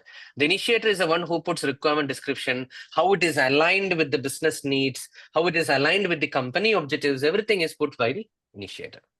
Usually the what kind of requirements. Are you able to correlate? Initiator, he puts in these two columns. Once these requirements are completely fixed, or I would say the word frozen. What did I say? Once the requirements are completely fixed or frozen, then only we move to the right side. What is this right side? This much. Okay, so that is what is filled by the project manager. Plus T. Project manager plus T. More on the out part. Is that clear, everyone? More on the out part. That's it. So I saw a question from Clement. Okay, there is nothing like requirement document officially. That is my simple answer. Okay, requirement document is a term which is used in corporate. Okay, there are a lot of such terminologies. Scope document, schedule document. It doesn't have any relevance. Okay, let's stick to some official tools terminologies. Okay, so if you are able to correlate with this, then it's well and good. Okay, Clement, that is my answer. Okay, so that's it. Okay, there is no officially something document like that in PMP. Okay, there is a proper name for everything. Okay, so requirement traceability matrix is a way of connecting the dots. Again, I'm telling today second time. What did I tell? Connecting the dots. Okay, because the initiator let him populate the what requirements. Once we fix it, then only we move into the execution part. Okay, because let's say the what requirement is top speed 100 km/h. Simple, guys. Are you noticing a car we are developing? The top speed for the car should be 100 km/h. This is a requirement from the initiator.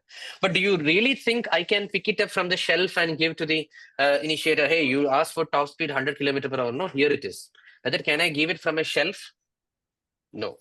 It requires a lot of interconnections, complex interconnections are there. Let's say a car to deliver a top speed of 100 km/h. What all are there?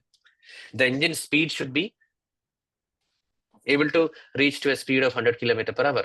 Then the suspension of the car should be able to withstand any jerk at a speed of 100 km/h. Are you getting all these things I'm telling? The safety features in the car should be able to withstand any accident when the car rides at a speed of 100 km/h. Are you getting all these things what I'm telling? So all those are the how part. Okay, now there is a good question in the chat. What about the why? Okay, my answer is why is not our business. Simple. Okay, why is something which is discussed at the strategy level, product level, commercial team. They will decide, because once the why is clear, then only they push the idea as a project. So that is not our competency, I can tell you. If you are interested, I would suggest you have to enroll in some product management courses or MBA program, something like that, where we discuss on the why part. We are only puppets in the hands of management. Don't take it in a wrong way. Are you getting? We are only execution. We drive the execution beautifully. The why part is something which is defined in an early stage. At this moment, this much only I can tell you. Clear, Aishi? Makes sense, everyone? Can we move further? Yes. So, Vishak, one thing over here, the initiator decides the what requirements. So, is it like, will those requirements be good for the market and as of now, the current situation, or they can park it in the product backlog? Is that also been decided by the initiator? Yeah, everything is decided by the initiator. Okay. First of all, don't think about only market. Sometimes we may do projects internally. Okay. Requirement, that's what I would say. Don't think, is it for some market? Is it for some improvement in the organization? Nothing like that. It is just a requirement. Okay. And we are here to fulfill that requirement. Think like that. Is Okay, it everyone? similar to BRD, what we are referring You at? can say. That's what earlier one of you guys also told. Requirement document, business development document, business requirement document, or anything. Okay, client details, anything you can call. Don't worry about it, guys. You see, one request I have to tell. You connect with your organization terminologies. Okay, I want to be maximum domain agnostic so that everyone in the batch will benefit. Clear, everyone?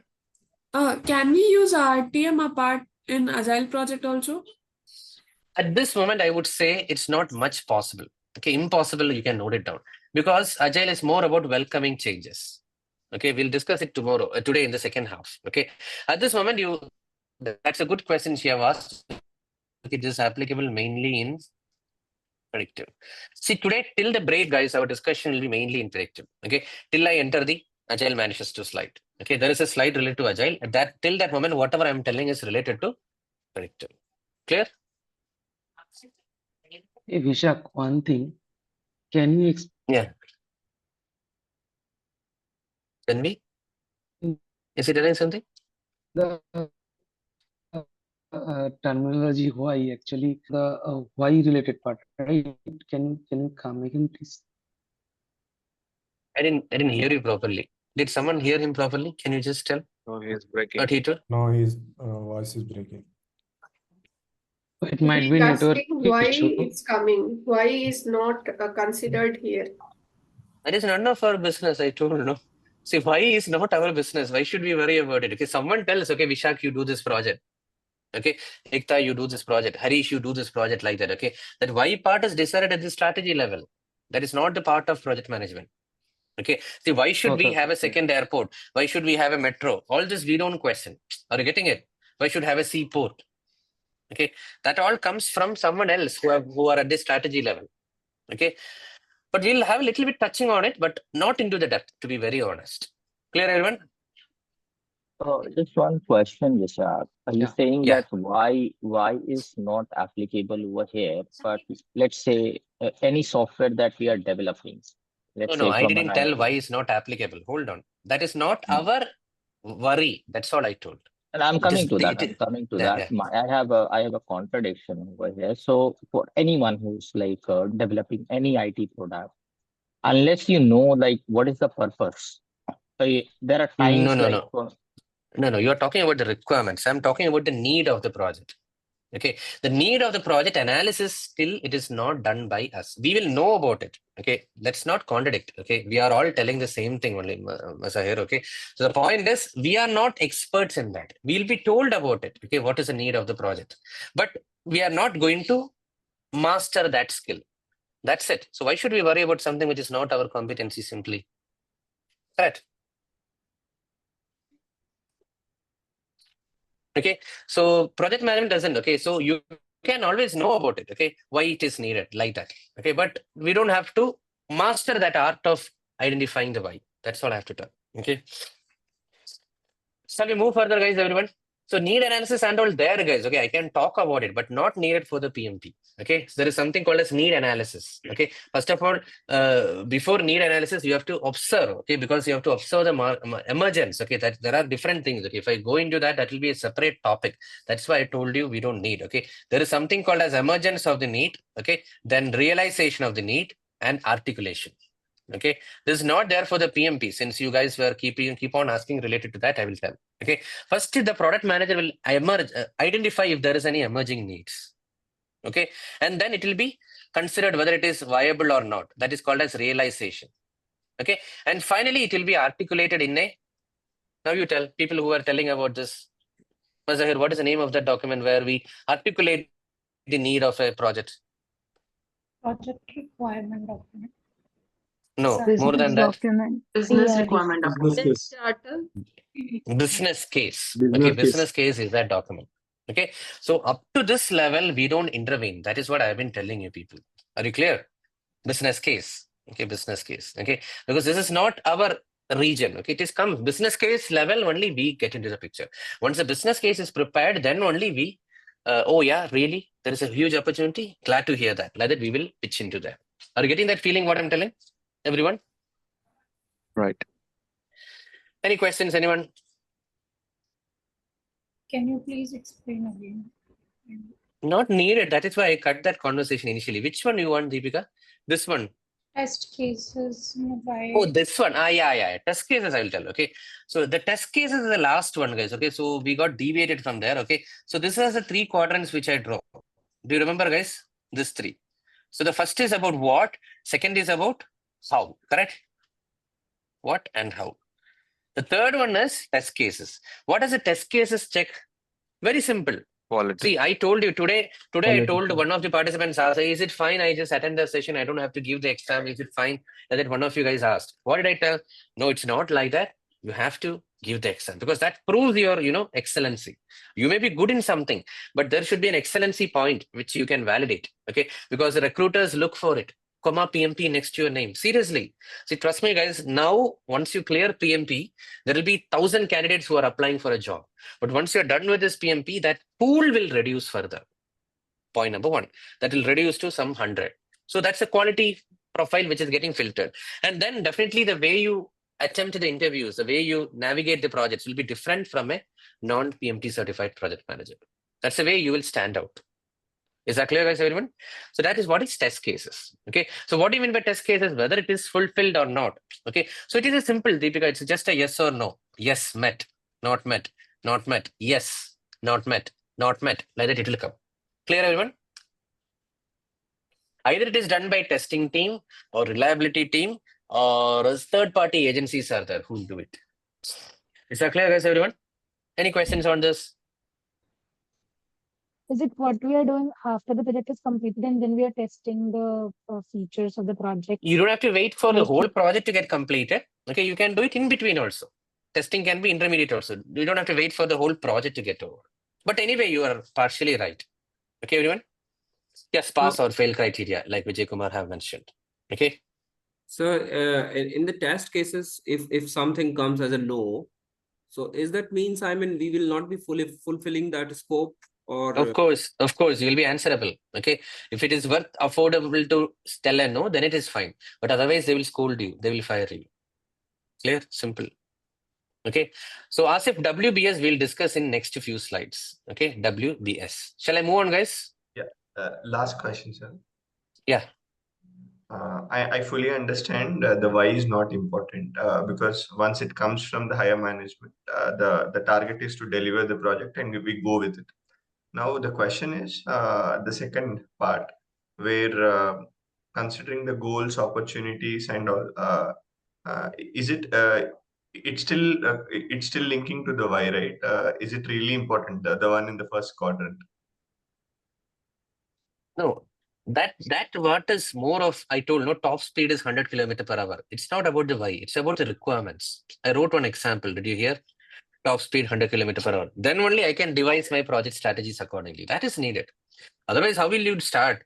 See, until and unless Tilak, you don't tell what you want, how will I deliver it? Clear? You mean to say why 100 km speed is not required? 100 km speed is the input requirement. The requirement. That is correct. Okay. Yeah. I don't want to ask him, hey, why do you want 100 km/h? See, traveling high speed is not good. Like that, I don't want to tell him. Is that clear? I just have to fulfill that 100 km/h. Got it? Yeah, thanks. So for the test cases, will we have complete, not completed, and pending as well, or? Hey, don't worry. See, this is just a broader thing. This can vary. Are you clear what I told you? Study in a very general way, guys. Okay, what we are discussing right now. Okay, it can be met, not met. Okay, partially accepted, conditionally accepted. Like that, there are a lot of terminologies. I don't want to restrict your mindset. Are you guys clear? So one request I have, there are a lot of people who typed yes in the chat. Did you listen? Others, a lot of people typed yes. What you can do, when you guys come tomorrow, try to share your screen and show a sample requirement traceability metrics. Don't tell confident and all, okay? You can delete, okay? You can always copy a template and delete all the confidential data and share with the team. Screen share, you can do that, okay? You don't have to show confidential data. You can empty the data and show. If you're keen in volunteering, helping others, you can do a small favor, okay? Because it looks different, okay? I don't want to restrict your thought process, okay? That's it. Arun Kumar. Sir, I have a query. Yeah. Sorry, go ahead, Ashok. So sorry for the interruption.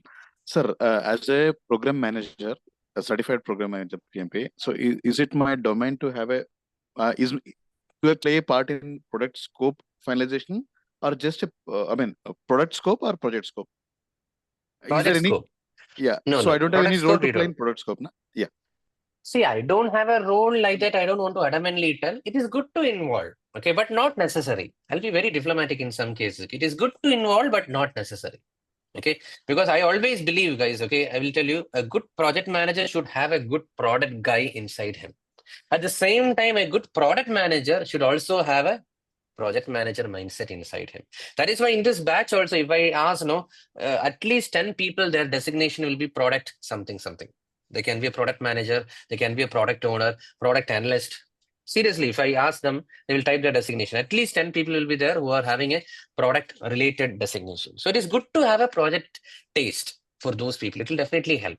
At the same time, a project manager also good to have a product insight. Nothing wrong. Okay. Yeah, Arun, quick. Yeah, the question that I have is now we don't focus on the why, we focus on what, right? Now, in your example that you quoted about building a car with 100 kilometer speed. Now, in while you're building a car with 100 kilometer speed that can run at the speed of 100 kilometers, there are multiple sub requirements. For example, suspension is one of them. The engine is another one of them. So who describes this? Who describes? Who breaks down the That's why what team. into what? Team, subject matter experts. Okay, we'll get into it. Okay, so Rome was not built in a day. Okay, we have got if you look at I think people from automotive domain, you should tell someone is here from Mercedes-Benz. Okay, so there is a big team. Okay, there are people, suspension alone, there will be 100 people working in a company. Okay, so that's a bigger program question you have asked. Okay, that's what I told you, progressive elaboration. Slowly, we will interconnect everything. Okay, I mean, in this course, no, but what I'm telling is, as a project, we will interconnect. Okay, because they will tell, okay, so engine team will tell their specification, suspension team will tell that they will do some analysis for this much of speed. In case a speed breaker comes, no, it should have this much of suspension. Like that, they will come up with their own. So what is the role of a project manager? Orchestration. Okay, so sort of, I'm not telling it is just a paperwork or a postman kind of role, but how you build the chemistry between multiple teams. Yeah, that is where we are playing a role. Okay. Understood. Thank you. So ultimately, there are bigger teams, okay, which will interconnect everything. Okay. Yes, Praveen, last, we need to move on, guys, further. Last question. Yeah. So in the project manager role for this traceability matrix, so any feasibility study will happen and reject the requirements. Or if we define how we can do this, means that all will happen. Accepting it. Everything will happen, okay, over a period of time. See, that is what I'm telling. Again, see, everything which they tell, we are not going to satisfy. So he has asked a right question. But the thing is, this will come in between the sessions, I will tell you, okay, feasibility study, prototype. Have you heard about these things, guys? Okay, because everything, okay, I want a car which can go at 1,000 kilometers per hour. Incredibly impossible, correct? No, it's not possible. So something validation and all will happen. Is it matching? Is it realistic? Is it sensible? Like that and all, we will check. Okay, in between. But again, don't worry. Yeah, everything we. Mean that project manager has recorded here his point of how we will do this. This is not an acceptance. With the No, it's not an acceptance. Okay, because sometimes we can defend also. Here we can tell a no with a proper reason. Okay, no, test cases failed. There should be a proper reason. This requirement was too unrealistic. See, we are good in communication, correct? So ultimately, there is a top management people. They will be listening to us. No, Vishak, you could have done it. Like that, if they are telling, that means that is your problem. But if they tell that, okay, yeah, that is a slightly unrealistic requirement. Like that, they can give an acceptance. Okay. Thank you. Can we move further, guys, everyone? So I think a couple of you guys asked about WBS. Okay, that is the next topic, my dear friends. So WBS stands for Work Breakdown Structure. What is WBS standing for? Work Breakdown Structure. So a whole big project, you know what? It will be broken down into smaller and even smaller chunks. What is that? That is what is the purpose of a WBS. Work Breakdown Structure. Okay. See on the screen, guys. Okay, there is a work breakdown structure. Okay. The previous one I showed, it was just a skeleton. But can you see right now on the screen? This is a proper work breakdown structure prepared by some project manager and team.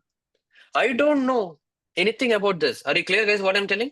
I don't know anything about what the hell is this. but I can tell you how this is being structured. Okay, so on the top, guys, what you see here, this is what is a project name. What is the project name? Value Management System Project, something. Don't ask me, guys.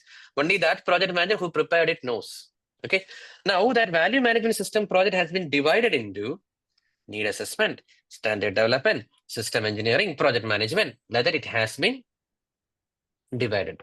Now, the need assessment has been further broken down into current system audit, requirement determination, alternative development, system requirement development, like that. Blah, blah, blah. Don't ask me, Vishak, what is this current system audit? I need to know more about it. Like that. Don't ask me. I don't know. Is that clear? Something they have prepared. They means what? Some project manager and some team. Okay. Now, the current system audit is further broken down into, see here, component identification, component analysis. If you want, the component analysis can be further broken down into X and Y. Now, are you getting a feeling, guys, what I'm telling? You can break down as much as granular details you want. You should break down. That is what I would say. Is that clear, guys? You should break down into smaller chunks. That is a process of preparing WBS. W means work breakdown structure. Is that clear, guys? No, in a nutshell, okay, Harshal, both are not same. Okay, don't worry. Okay, so the topics yet to cover, we'll cover it later. Okay, RACI is totally different, Harshal. That's all I can tell at this moment. Okay, shall we continue?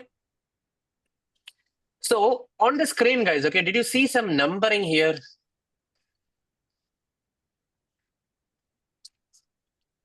Okay, there is a name. Okay, these numbers are called as code of accounts.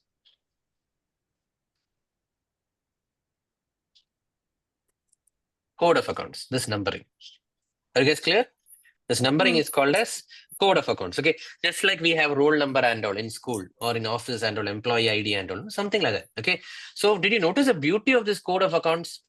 First is 1, under that 1.1, 1.2, like that. Under 1.1, we have got 111. And under 111, we have got 1111, 11.1.2, like that. That is what is the purpose of creating a work breakdown structure. Is that clear? The more you decompose, it is good. The more you decompose, it is good. Okay. Now I'll tell you guys. These tasks? No. You're talking from an agile perspective, no? So no, don't bring that here. Okay. Task, epic, and all, no, that is different. Okay. Stories. This is different. That is different. Okay. That's why I told no, keep that away. Okay. Whatever is there. Okay. This is a WBS, work breakdown structure. Okay. Now at the topmost level, guys, did you see here? The one which is at the highest level, which is broken down. That is called as control account. The one at the top, these things. Can you see here? These things are called as control accounts. Okay. Now, below control account, can you see here, guys? The need assessment is further broken down into 1, 2, 3, 4. Okay. So these are called as planning packages. These are called as planning packages. See, you know, the sandwich burger, something like that. So in a sandwich burger and all, what happens? There is a top layer. Okay. And then there is a bottom layer. Depending on the, you know, the sandwich which you have ordered, you can have n layer of fillings, correct? No? In between. So that is what I want to tell you guys. You can have this, like that. Okay. Just like that, in a project, the top layer is called as, what is the name I told you? Control account. This one. The bottommost layer is called as, there is a name for it. These are called as work packages. Okay, these are called as work packages. The work packages, no guys, please listen, important thing. The work package should always be assigned only to one individual. I don't want two people to own a work package. If two people are owning a package, then that you have to divide it further into two separate. I don't want some task or some work package is done by Swarupa and Nitin. Okay, if they are both together doing, let's break that down. This particular portion is done by Swarupa. This particular portion is done by Nitin. Like that. Is that clear, guys, everyone? Okay, the middle ones are called as planning packages. A project can have n number of planning packages, guys. Okay, see, this idea of WBS was introduced in NASA projects, space science projects. Okay, there they used to have 10-20 layers of planning packages. Can you imagine? Right now on the screen we can see only one layer, but in NASA kind of projects there will be 10 to 20 layers of planning packages, and every work package is assigned to an individual. Have you noted down that also? Any questions, guys? Feel free to ask at this moment. Decompose means it's breaking down. Exactly. It's a biological keyword. What does decompose means? Breakdown. The work breakdown structure, the way you break down into small granules is called as decomposition. Okay, it's a biological keyword, but you can note it down. Yes, Vikas, next. Sorry, could you just repeat again what difference between planning packages and work packages? See, planning package is in the middle. Okay, see, imagine a big program we are doing. Okay, Kiran is doing a big program. Okay, he's the program leader. Okay, so in that program, he has got 2-3 team managers. Okay, let's say need assessment is done by one manager. Under need assessment, there are further managers. Okay, down. Okay, current system audit is done by one manager. Okay, then requirement determination is done by another manager, like that. So what happens under current system audit? This component identification and component analysis are done by 2 individual team members. Okay, Kiran. That's it. So a project can have multiple layers of planning packages. See, you are a manager. You report to a manager who reports to a manager. Are you getting that feeling? All of them are managers. Senior manager, like that and all. Okay. But the bottommost one is called as work package. No doubt in that. Understood. Thanks, Gosh. Vishak. Yeah. When this Sorry, WBS comes in place? Oh, that is a good question. So the WBS comes, see, in a project, no, there are different cycles, initiation, planning, etc. So the WBS preparation comes towards the end of the planning phase. Is that clear? WBS comes in the end of the planning phase. Is that clear? Oh, yeah. Vishak? Yeah. Have we generally, means I have seen in Gantt chart, generally this type of code of accounts would be there. So if Gantt chart can be used in order to use WBS or represent? No, you told it wrongly. First is WBS. Don't worry. That's what I'm telling. See, Tejas, don't worry about the new terminologies, because if you tell, no, others also will get confused. Okay. So WBS is an input for schedule preparation. Okay. I'll answer it right now like that. Okay. We'll move on further. Okay. I hope you understood. Okay, Tejas, because this is an input for preparing the project schedule. Is that clear? Yeah. Yeah. And you Any mentioned questions, the guys? WBS. And project Sorry, yeah. manager is the Hand raise, guys. Okay, hand raise. Jyoti, what is that? Yeah, I was saying, since you mentioned that WBS comes in the end of the the Planning phase. Yeah. So is it responsible for the project manager to build this WBS structure? See, I never tell only project manager. I always tell project manager plus team. PM plus team, PM plus team, PM plus team. Keep noting it down, guys. Alone we cannot do. We are a big zero. Okay. Yes, Saroj. My question is like, for as you specifically told for work packages, it has to be a single individual, right? So in the planning package, can that be also a single individual, or that can be No, that is a manager. That is a manager. Okay. For example, Saroj is leading a team which consists of Ekta, Abhishek, Karthik, like that. Okay. So you are owning that planning package called as current system audit. Okay. Like that. Thanks. Yes. Next. Who else was there? Ekta? Anything? No, it got clarified. So Okay, this, shall I clear the screen? the order of this naming would be always same. Code of accounts, planning packages. No, code of account is a numbering. Okay, don't mix that. Okay, code of account is this numbering what you see here. Okay, but control account, planning package, work package. This order is important.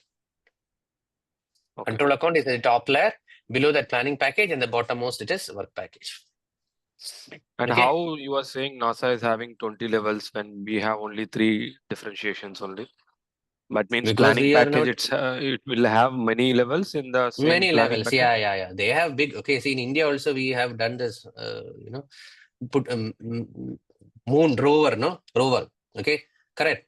That sending to moon. Okay, so I have done trainings in ISRO, DRDO, and all. So there actually, Harish, one of the project managers, okay, from ISRO, okay, ISRO told.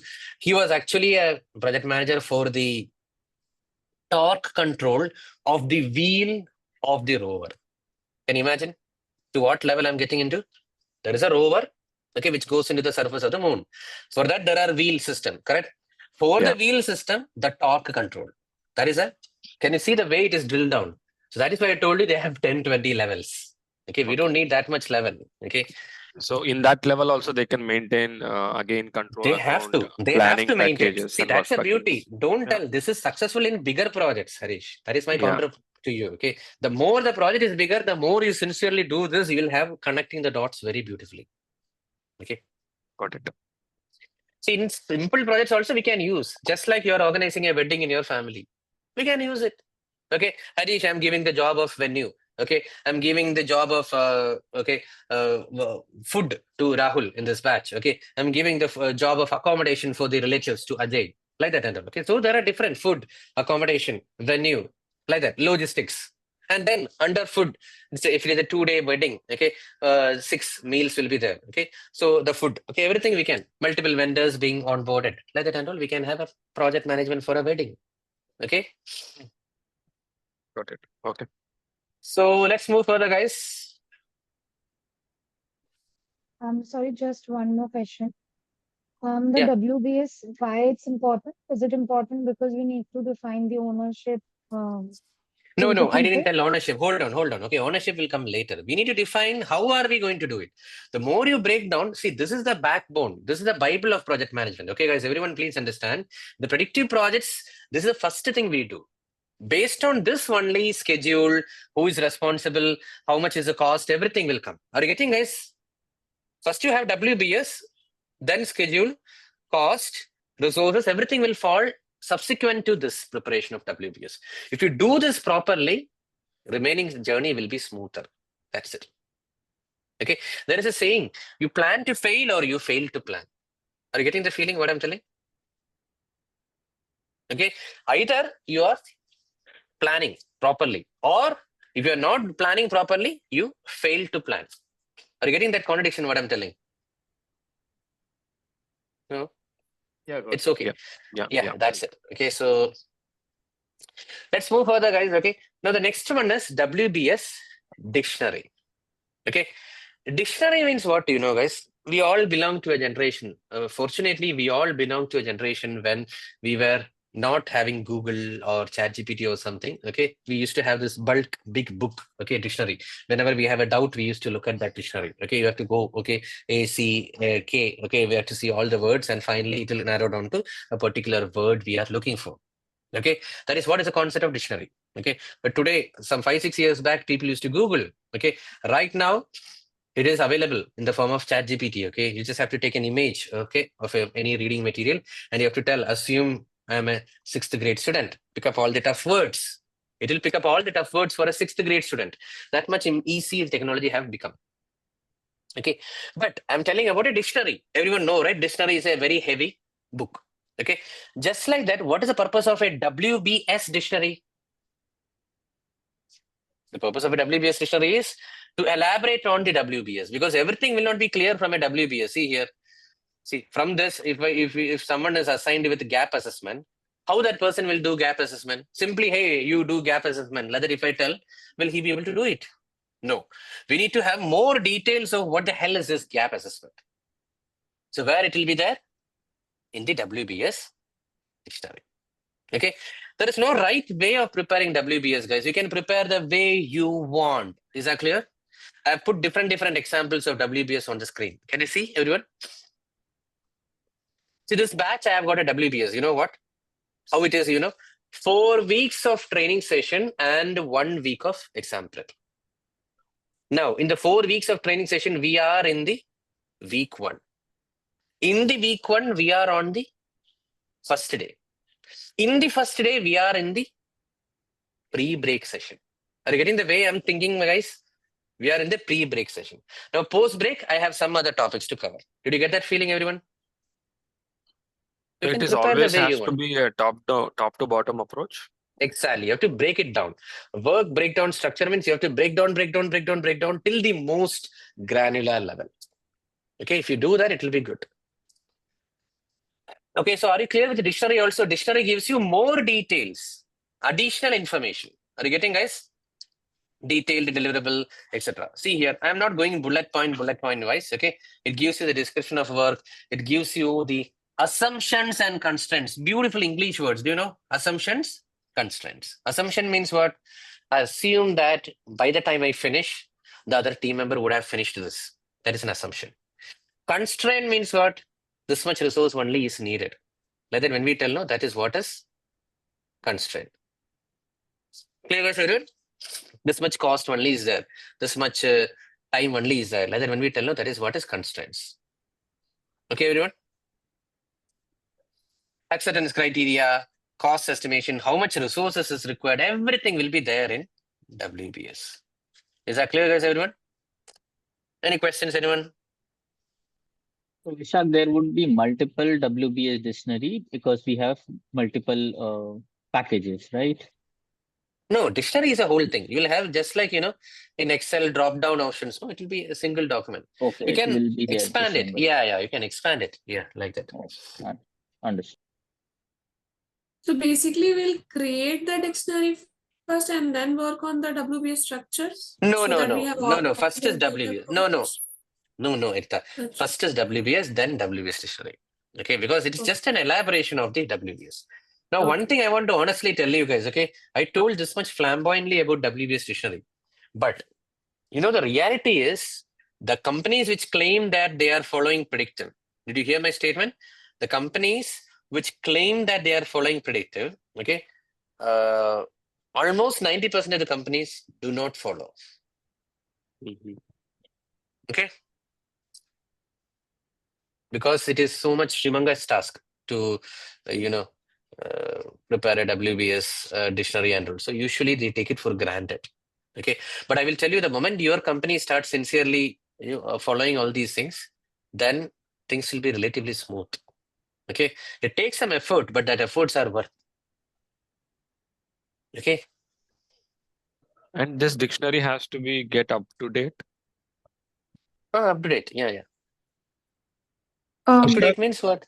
We prepare it in the planning phase. That's it. This will be done with the project manager. Is this? No, I told, this is a combined delivery of project manager and team. Don't tell alone project manager. You cannot do anything with just alone. It's a team role. Okay. This looks more like the Gantt chart, or is it different? No, I told, no. See, don't bring unwanted keyword. It doesn't look like Gantt chart. How it will look like Gantt chart? Gantt chart comes later. Okay. Park that question for later. Yes, I think someone else also asked. Okay, I told. Okay. This is just the basic thing. Based on this only, schedule will be prepared. Okay. Tejas asked the same question. Okay, Rashi. I'm not sure if you heard it. Okay. Yeah. So it is not the same. Okay. That's all I can tell at this moment. Okay. Now, Clement have a question. There is nothing like an already established process. Okay, that's what, Clement, I have to revert back to you. Okay, because every project is unique. You can pick up. If you have a similar project done in the past, you can pick up. But it is ideal to create a separate WBS for every project. Is that clear? If everything is same, you can exactly copy paste, but you have to create a separate WBS for a new project. Is that clear, everyone? Any questions? Are Do we we have any learning template this for like, this? Sorry. yeah, I was saying, are we learning this WBS just for the sake of learning because we're learning the methods? Or is it like something that, we should use particularly in every project that we're doing? Before that, my answer is everything is not compulsory. Throughout our course, PMI have recommended a keyword called as tailoring. Okay, so nothing is mandatory. If you want to, use it. That is my answer. Today we are learning WBS. Tomorrow we'll learn about precedence relationship in schedule. Day after tomorrow we'll learn about cost baseline. Not everything. Okay, nothing is mandatory. Up to you. If you feel it is good, relevant, use it. This mainly focus on predictive project, right? Yeah, correct, exactly. Right now, whatever we are discussing, in the scope topic, it is related to predictive, traceability metrics, WBS dictionary, etc. Okay. Yeah. Is there a standard template that needs to be followed? No, that is not there. That also I told, no, because templates won't work. That's why I told my own batch example. No, what did I tell? Monday hours is a 4-week batch of training and 1 week of exam prep. You develop. So standardization of template will actually narrow down your thought process. You develop a WBS for whatever you do. Whether it is just organizing a birthday party, also you develop something. Clear? Yes, Can this next. WBS be used in Agile also? No. We'll discuss in the second half. Okay, don't worry. Okay. So far, whatever I've told is applicable only in predictive. Okay, everyone? But you gave the Hi, example Sam. of predictive business also, right? Since in the starting we discussed about predictive and adaptive, and then you gave the example of predictive industry, like construction and automobile, right? So are you Correct. suggesting that these WBS, whatever we are studying in the predictive, will only be relevant to the people who are in those industries, right? Yes, exactly. More relevant. Okay, actually, the way you note down slightly, you have to be different. Okay, earlier also I heard that extreme way of noting down. It's not good. More or less applicable in this kind of industries. Like that. Please be open. I told no, I'll never be adamant in my statements. Okay, at this moment, I can say WBS. These kind of concepts are more applicable in predictive. Okay, Agile we'll discuss in second half. Okay, any questions, guys? Vishak, how to validate the WPS? How to validate the WPS? Okay, so I created a work breakdown structure. I want to know, is it covering all the points? There's no one size answer. Okay, that is why we hire experienced people. We have subject matter expert, third party review. Am I missing something? If I prepare something, I will ask Asif. Okay, is it everything done? Like that's it. Okay. Yeah. So it will come based on the experience. Okay. Experience. Yeah. Experience, relevant document check, everything. All right. Thank you. Hey, Vishak, Raj here. So I typed my question chat as well. Excuse my voice, I'm not well. No, I saw your question. But the point is, without WBS, how will you arrive at pricing? See, what is WBS? Work breakdown structure. You should have a work breakdown structure. Now, what are you going to do? Rest all comes later only. That is what I have to tell again and again. We'll discuss about it in detail. Okay, work breakdown structure. Okay. Yeah. Yeah. So you are asking me how much time it will take, Vishak, like that. I'll tell how much time for what. You tell me what you want. Like that I'll ask, no? That's it. So everything comes based on what you want. That is what is this preparation of WBS. Okay. Can we split for a break, guys, now? Yeah. Okay, we'll go for a 15 minutes of break. Okay, guys. So come back after 15 minutes. Okay. Thank you so much for your patience. Once you are back after the break now, please make sure you are coming in the video. Okay. Make some arrangements and be in the video. Thank you, everyone. Okay. Yeah, it's just out of curiosity. I just belong to a software company, a software product based company. Now we have discussed about why, what, and how. So in terms of what, that the product manager, product owner who is responsible for everything, like in terms of the requirement part, what's supposed to be delivered. Now next comes in the picture, the development and Scrum. So the Scrum team or like a Scrum Master or individual Scrum Master or a Scrum team, they will ensure the how. So where the project managers come? We didn't even start, no, Narendra, Scrum process. Hold on. Okay. See, don't worry. All your questions will get answered. Okay. We didn't even talk about the Scrum process. Okay. Now we are talking about WBS. Okay. Hold on. Okay. That's it, no? Shall we move further, guys, everyone? We have got a long way to go. Okay. Today, tomorrow, and all. Okay. All your questions will get answered. Okay. That's all I can tell at this moment. So can we move further, guys? Narendra's question will park aside for the time being. Okay. Yeah. Now the next is, guys, we are done with WBS. Okay. And in between, I told about the beautiful keyword. Do you remember, guys, what is a beautiful keyword I told? Decomposition. Okay. That is what it is. Okay. Now WBS is the outcome. It is the output. And decomposition is a process. It's a biological keyword, guys, you know. The breaking down, okay, organic matter, it will be broken down into smaller and smaller chunks, okay. Bacteria will do, small insects will do, everything. Is that clear? So just like that in project management, decomposition is the art of breaking down a whole big project. Okay, so see here, on the highest level, guys, do you know, have you seen this text somewhere else? Remember, try to recollect.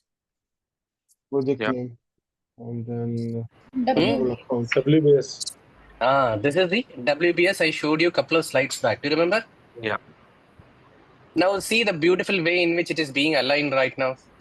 See, this is what I told you. WBS is the first step, preparation of WBS. Now, the way you have arranged this WBS, like what you see on the screen, no? This is an input for schedule. This is an input for costing. Is that clear, guys, everyone? Yeah. I'm muting, guys. Some of you guys have everyone done that background noise cancellation thing? There is a huge noise, wind sound from some of you guys. Try to see, guys, have you done that? Otherwise, it will be a pin drop silence. See, Harish is actually unmuted, but we don't hear any sound from him. So if you do that setting, it will be good. Only his sound will come. Okay. Try to do that, guys, in the audio settings. I showed you that Word document, no? Yeah. So shall we move further? Yeah. Yeah. So decomposition is that beautiful process. Is that clear? Now, code of accounts, everything is over. Now the next one is scope baseline. Okay. Shall we start that, guys? Sure. Yeah. Yeah. So scope baseline. Okay. So scope baseline is finalized. This is what we tell in predictive. What do we tell, guys? Scope baseline is finalized. Okay. So like that, no, guys, there are 3 baselines. Okay. We are now discussing only about scope. What about the other 2? Tell the other 2 also, guys. Schedule. Budget. And Schedule. schedule. Budget Schedule and based. schedule. Cost. Time. And Yeah. schedule. Okay, Schedule. don't tell project. That is a very broader thing. Okay. Tell us scope, cost, and schedule. These are the 3 baselines. Is that clear? Triple constraints, exactly. Okay. Now, I told you guys this is mainly applicable in predictive. Hope you heard that. Okay. So when do we say scope baseline is finalized? That is what I'm going to tell. Okay. When do we say scope baseline is finalized? Okay. So when do we say, whenever we have prepared the scope statement, that's a new term, guys, I want to introduce to you people, project scope statement and WBS plus related things. You note it down like that, WBS plus related things. Can you see here? These are. Okay. So once these many things are ready, that's when we say, oh, yeah, my project scope baseline is finalized. Okay. Now, one missing new terminology which I want to introduce to you people is scope statement. Scope statement means what, See, imagine you people are my, client. Okay. I'm the trainer and you guys are the students. But in a transactional language, if I tell, I'm the service provider and you guys are the customer, correct? No? So you have some expectations, okay, which you have told. Okay. For that expectation only, you have enrolled in my batch. Okay.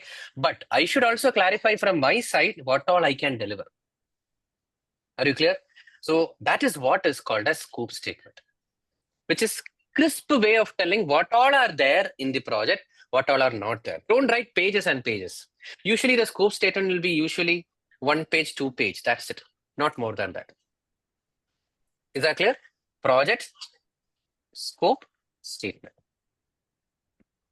Okay, I'll tell you a classic example, guys. Okay, see, I know, do you know one thing is you people are here from different common cities. You don't know. You have to interact tomorrow. Then only we'll know. Okay, there are a lot of people from Bangalore, a lot of people from Hyderabad, a lot of people from Chennai. Okay, like that, there is a cluster of people. Okay, so probably you can network tomorrow early. Okay, when you join the session.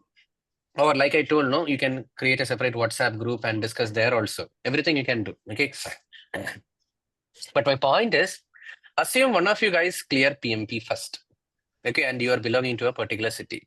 So 3-4 people, you are doing combined study. So what will happen to celebrate the success? Maybe you will gather somewhere for a small snacks or dinner or something. Okay, but once you go there, what will happen? You will be ordering food haphazardly. Why did I use the word haphazardly? Because everyone will tell their own requirement. I want this main course. I want this starter. I want this dessert without sugar in it. I want this dessert to be served without ice. Can it be served after the meal? Can it be served along with the meal? Let it know. Everyone will be telling their own requirements. Are you getting it, guys? Now, who is there listening to our requirements in a restaurant? There is a waiter. Okay. Now the waiter, good waiters I'm talking guys, okay, they will listen to our orders carefully and they will articulate in a very beautiful manner. This is what you have ordered. Anything else you would like to have, like that they will tell. So this is where I just want to tell guys, I just want to democratize project management. It is not something which exists only in corporate world. You can apply that mindset anywhere else. Okay. In case of a simple layman example, which I told, because it is a job of a project manager to clarify before moving into the kitchen, passing on the order, it is a responsibility of a project manager to clarify. I'm using the words interchangingly intentionally. Are you not getting, hope you are not getting confused. Okay. A waiter or a project manager here should clarify the expectation from the client, whether my understanding is correct, boss, like that he should check before moving into execution. Clear? That is what is a simple example I can tell about a scope statement. Usually what happens, no, the scope statement will be signed off. Sign off is there. Because later there should not be any discrepancy. Hey, you are ordered this, no, like that and all. So what will happen? Good waiters, they will repeat the order. Is that clear, guys, everyone? That's it. Okay, not a whole summary. Okay, summary will be too elaborate. Okay, Amitava, as I saw in the chat, it is just a bullet point. Okay, keep it restricted. Even if you are doing a mega project, the scope statement should be 1 or 2 pages. I don't know who told, okay, a great scientist told, okay, if you cannot articulate your idea in a simple language, you really didn't understand the idea, like that. So even if it's a rocket science project, make it crisp, 1 to 2 pages. Okay, that is what is this scope statement. Okay, but are you able to imagine, guys, what I'm telling? When do we say scope baseline is finalized? That's a moment. Are you able to appreciate that? From that moment onwards, I am into execution. Okay, indirectly, I'm telling to the customer, hey, boss, no changes after this.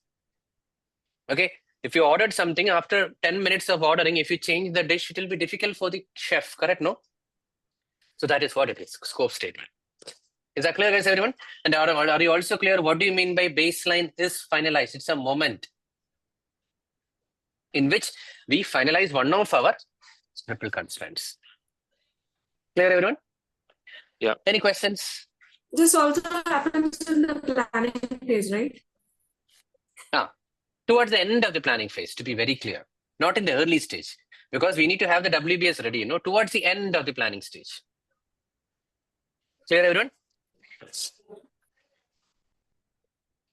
Now, next is, see, till this moment, guys, scope baseline is also applicable only in predictive. Don't forget that. Applicable only in predictive. Now, the next is scope creep. Shall we start with that, guys? Scope creep. Creep means what, guys? Uncontrolled expansion. Okay, uncontrolled expansion to project or product scope without making proper adjustments to time, cost, or resources. See, you guys are here for a project. I told you, right? You guys are here for a 4-week training plus 1 week exam prep. That is a project you guys are here for. Okay, so anything which is related to building your confidence for PMP, I'm ready to entertain the conversation. But anything which is not related to that, I need to cut your conversation. Otherwise, what will happen? The session will be hijacked by some people who ask irrelevant questions. See, what is the job opportunities post PMP? Why should I do PMP? Should we discuss all those things in this batch? That you should attend some webinar, correct? No? Or you should check with your point of contacts from the institute. Okay, why should I do PMP? Like that and all. Now, if you ask, no, I would say this kind of questions are irrelevant. I can explain, but if I explain, no, what will happen? Another 5 minutes will get lost. Like that, if 5 questions comes, 25 minutes will get lost. So the quality which I wanted to ensure in completing the session will get compromised. Correct, no? So that is what is called as scope creep. Okay, it happens in all the projects, guys. Undoubtedly, all the projects do have a concept of scope creep. We are trying to minimize it.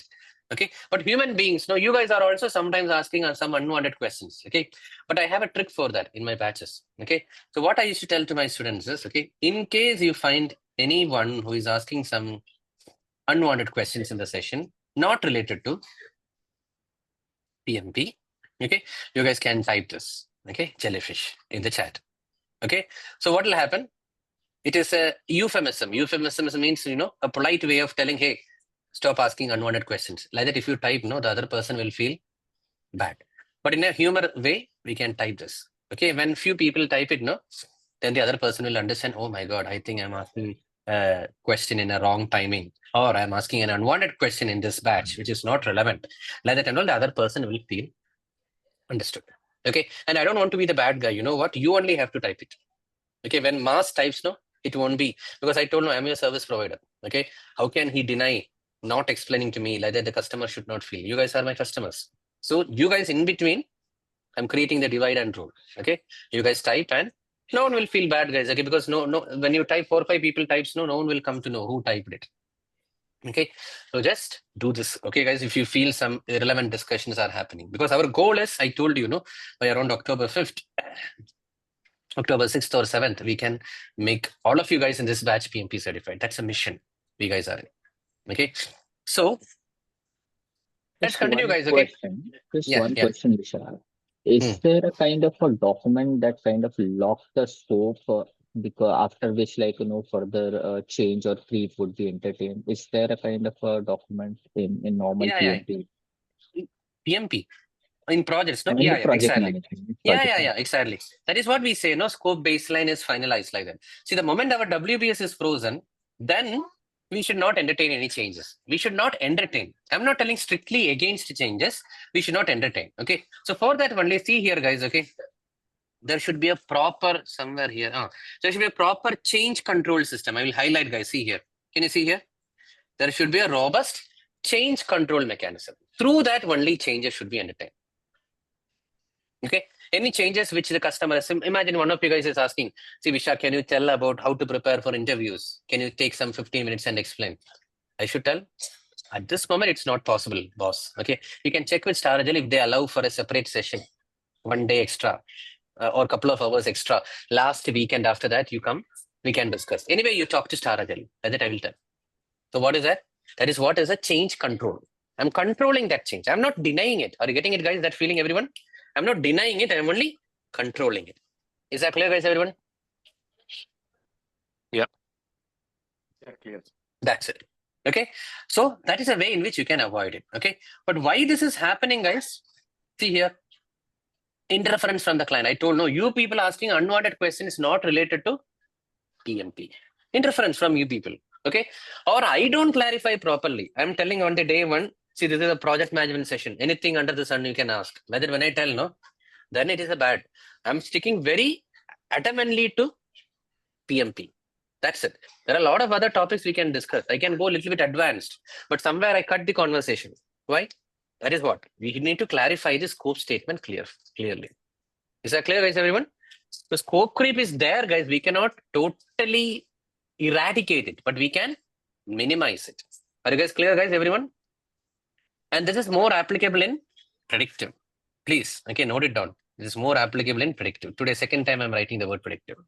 Okay. Clear? Shall I clear the screen? What does it not checking on project activities means in this? Because you are not involving in the project progress. Imagine you are the project manager. Okay. You are not checking the progress of the project. So what will happen? Everyone will go in their own direction. Okay. Some extra work may happen. Unwanted work may happen. Are you getting? You have to be close in coordination. Okay. So ultimately, see, don't worry about every bullet point. Ultimately, your job is you are moving a mob along with you and you have got a clear goal. Everyone should align with that clear goal of finishing something in a stipulated time with a stipulated cost. That is what is a project. Okay. So anything which is affecting that goal is called as scope creep. Clear, guys? Yes. Next, Ekta. Yeah. So when we say in predictive, the scope is finalized, right? So let's say the customer is asking for some additional changes. So that has to go through the change control mechanism. No? Exactly. That has to go through. That should not dilute the scope, and we should not call it out as a scope creep, correct? It should go through a change control. If without going through change control, if you tell to the customer, okay, it will be done. Later when you tell no, then it is scope creep. We should not entertain. That's what I'm telling. Okay. You should direct it to a control through a controlled change mechanism. Clear, everyone? That's it. Yeah, understood. Yeah. Next. Sure. So once we have the project scope statement document where we have documented all the scope, so anything is additional to that document, it would be go through the change scope, change management process, right? Then it should be. It should be go through the change management process. It which should will be go the through the scope creep. change control Change process. Tell control. that word. Okay. Exactly. Yeah. Okay. So for our base is we create the project scope statement, WBS and all this document. Anything else is would go as a scope creep, right? Outside that, it should go through scope.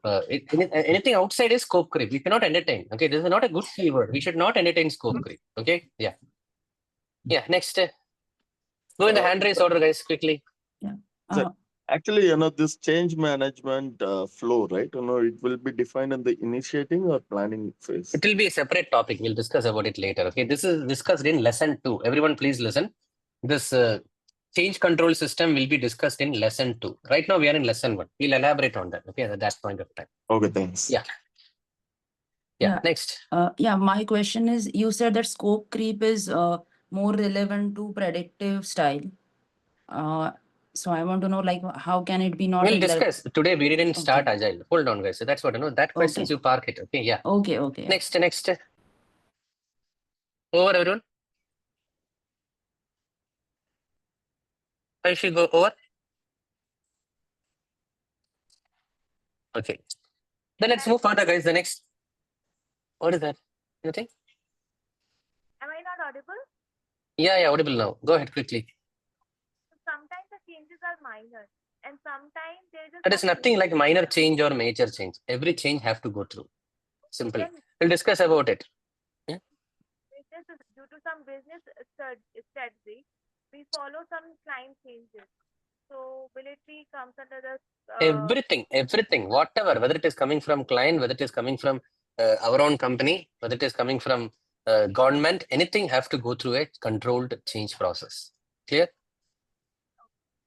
Yeah. Shall we continue, guys, further? Yes. Now, a couple of keywords I just want to discuss, guys, before moving to Agile. So one is benchmarking. Okay. So can you see here, guys? Benchmarking means what? Comparing. Okay. With a similar kind of industry, similar kind of product line. Okay. That is what is called as benchmarking. Okay. Now, guys, I just want to tell you an overall life cycle of a project. Okay. See here, guys. When a project is just started, that is what we call as I4 initiation phase. Okay. Now, next phase is planning. Okay. Planning is when most of the paperwork happens. Okay. So the WBS we just discussed, correct? The requirement traceability document metrics we discussed. Okay. Everything gets finalized in the planning stage. Once the planning stage is over, the next stage is execution. Think really big, guys. Building a stadium, building an airport, building a new city from scratch. Can you imagine something like that? In all these cases, okay, there is a planning. Towards the end, there is a execution. Okay, execution is when the real work happens. Are you able to imagine? That is why I told you, either if you plan, or what did I tell? If you plan to fail, then, if you fail to plan, then you plan to fail. Why did I tell like that? Because if you're not planning properly, that means you have decided that you will fail. Is that clear? Then work or execution, and finally closure. This is a simple flow chart, guys. Okay. Or you will imagine, think of you organizing a birthday party or a wedding also in your home. Correct? No? This is how it goes through: initiation, planning, execution, and finally closure. That means the project is over. Everyone go back to your homes. Correct? No? It is concluding. That's it, concluding. Okay.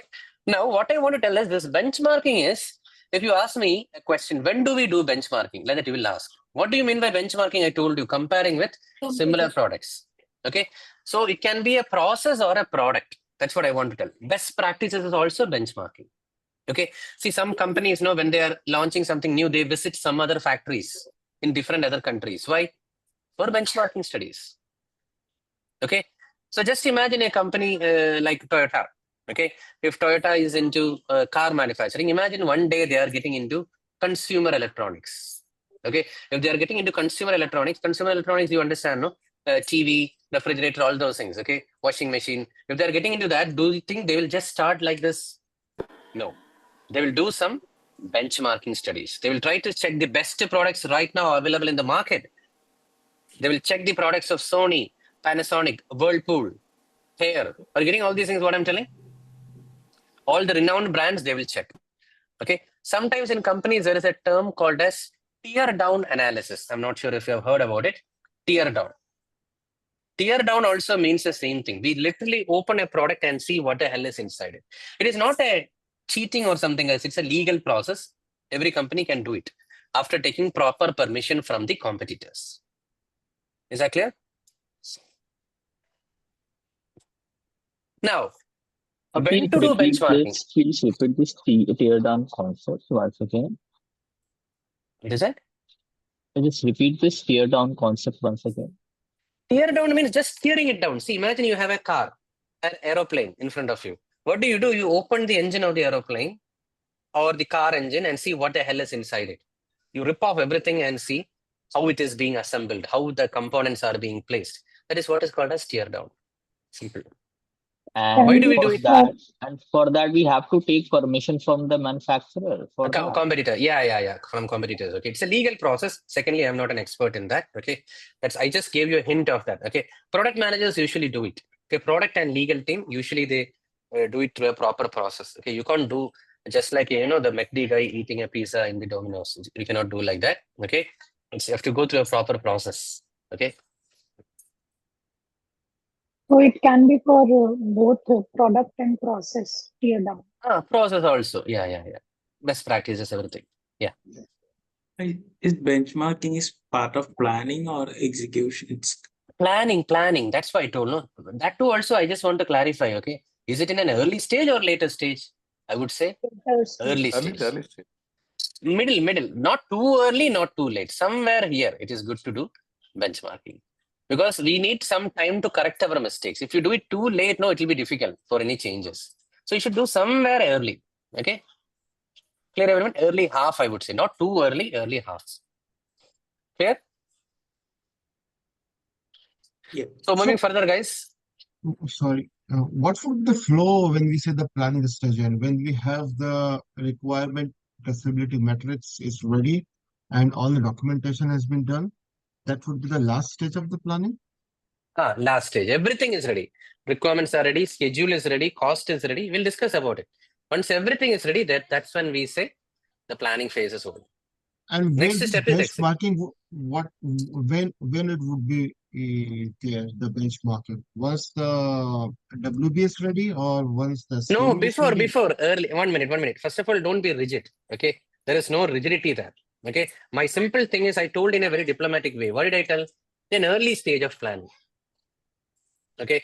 So it can go to and fro. Okay. Because there is nothing. It's not that I don't know. The thing is, it can tweak. I cannot tell adamantly that it should happen before WBS, after WBS. Right? I cannot tell. It's up to you. Okay. Just understand the concept, guys. Okay. I can only tell at a higher level. Same is the case, guys. The next slide, what you see on the screen. What is the slide title telling? Prototype. Same thing I have to tell. Prototype is also done somewhere in the early stages of planning, not too late. There is no point in doing a prototype in the execution stage. What is a prototype? Something to build our confidence. That is what is a prototype. Are you getting that feeling? Or car companies do, aircraft companies do, construction also do prototype. It's just a proof of concept. It's a miniature model. It's a small component of a bigger picture. Are you getting all these examples, what I'm telling? Proof of concept, miniature model, small component of a bigger product. All these are different ways of looking at a prototype. Only into a NPD product. No. 1 minute, guys. First of all, raise your hand, okay? Otherwise, there will be two voices coming up, okay? So first point is prototype is not same as MVP, please, okay? Prototype is not same as MVP. I will tell why, okay, guys? Please listen. Because MVP is minimum viable product. You people know that, no? The MVP is pushed to the market. Customers are using it. The end users are using an MVP. But a prototype is not like that. It is built for our internal confidence purpose, okay? It can be just a simulation, not a fully ready product. Okay, let's say Hyperloop concept. You know Hyperloop, no? Elon Musk is proposing that idea. Okay, where you can travel between 2 megacities in just a span of 6 minutes, 10 minutes, and all. Okay, so that is what is this Hyperloop concept. Okay, so there is a proof of concept video available in the internet. Okay, and then sometimes they may build a small prototype for some 10 kilometers. Did you get that feeling? What I'm telling? That's it. If the prototype is successful or failure also, they will learn from the mistakes. or they will learn from the good practices they used and they will build a better final product. Are you getting the purpose of prototype, guys? Please understand the purpose of prototype. Am I in the right direction? Like that, the project managers and team members will have a feeling. So that doubt is being clarified by building a prototype. Clear, everyone?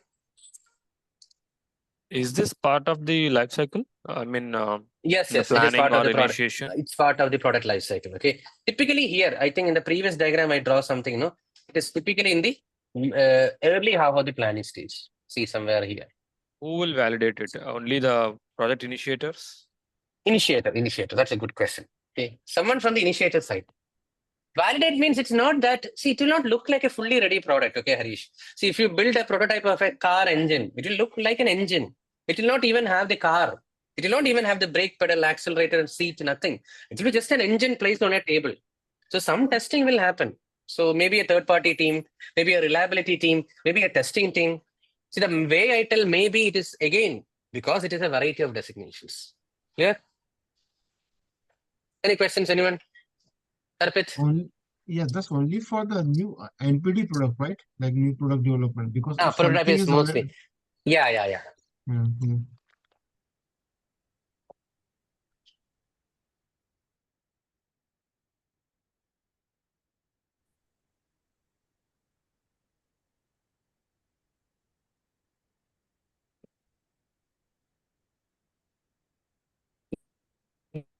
Should we go ahead with the prototype or not? Is your choice, Arpit. Are you getting it? Not necessary.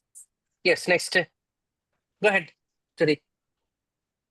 Yeah, so it's kind of a iteration, like we have to keep repeating until we get the correct main product. Is it some? No. Don't go to that extreme. I liked your word iteration, but we don't keep repeating till you get a correct solution. That is purely iterative. This is just a one prototype we are building to see whether everything is working as per our expectation. I told you it can be a proof of concept also.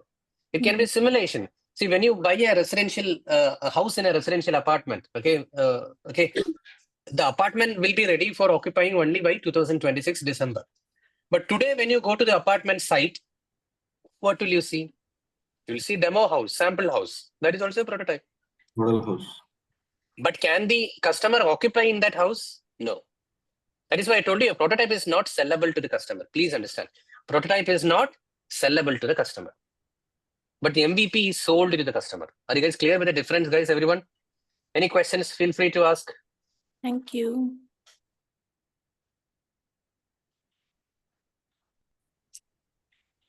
Any questions? I don't know, I can ask this, but are you mixing two things here? I mean, product life cycle and the execution could be happening in other. These days, we know we have vendors, software development vendors also, right? They will do their own prototype, but the product team will do prototype first and then come to the requirements and Still change it is same only, Harish. For them, it is a new product for them. That is what. For them, it is a separate project. So it's still a prototype only. See, where are you in your life cycle? Are you clear, Harish? Okay. See, there is a saying, if you consider the whole year as the origin of, right from the time Earth originated, okay, to the moment we are leaving today, okay, if you consider a whole year, our human life came in the last 4 seconds. For you to understand, for the whole year. I don't know, okay, if you consider the whole year as a Earth's timeline, okay, we came in the last 4 seconds, okay, before the year ended. That is what we say. Okay, yeah, next. Vishak, I have one question. So as you mentioned, prototype is not sellable, but MVP is sellable.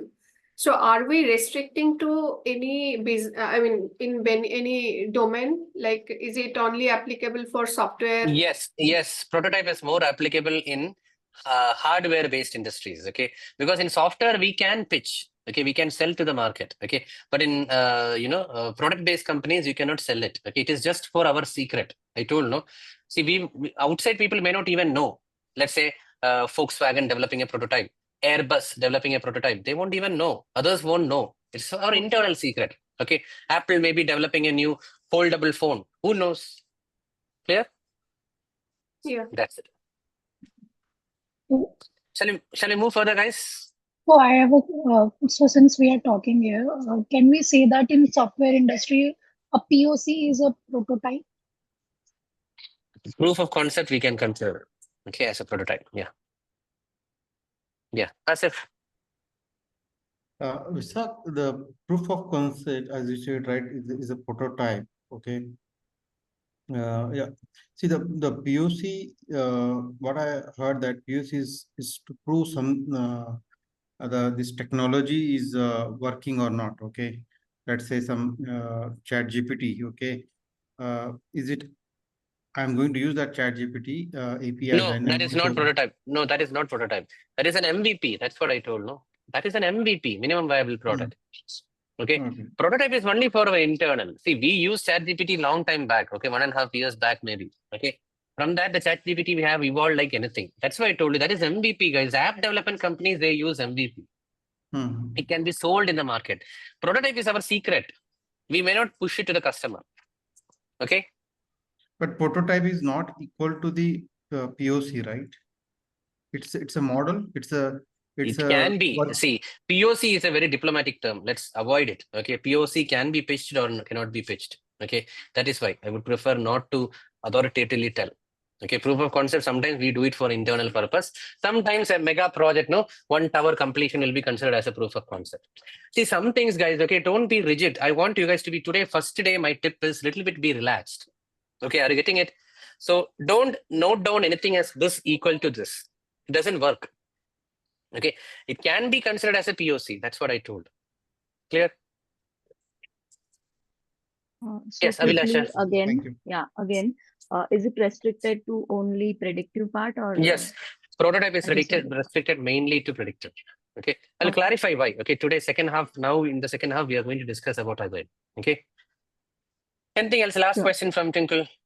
Yeah, Vishak, you have opened that slide 38, but you have moved on. We haven't discussed gold plating. Can we discuss that? Yeah. Hold on. Okay. So I was into the Agile topic. Okay, but good that you reminded. Okay. So before the break, no, we were in this. No, actually, gold plating. So gold plating is something which is happening from the project team side. Guys, before the break, we discussed about scope creep. Correct? Creep is coming from customer side, but gold plating is coming from our side.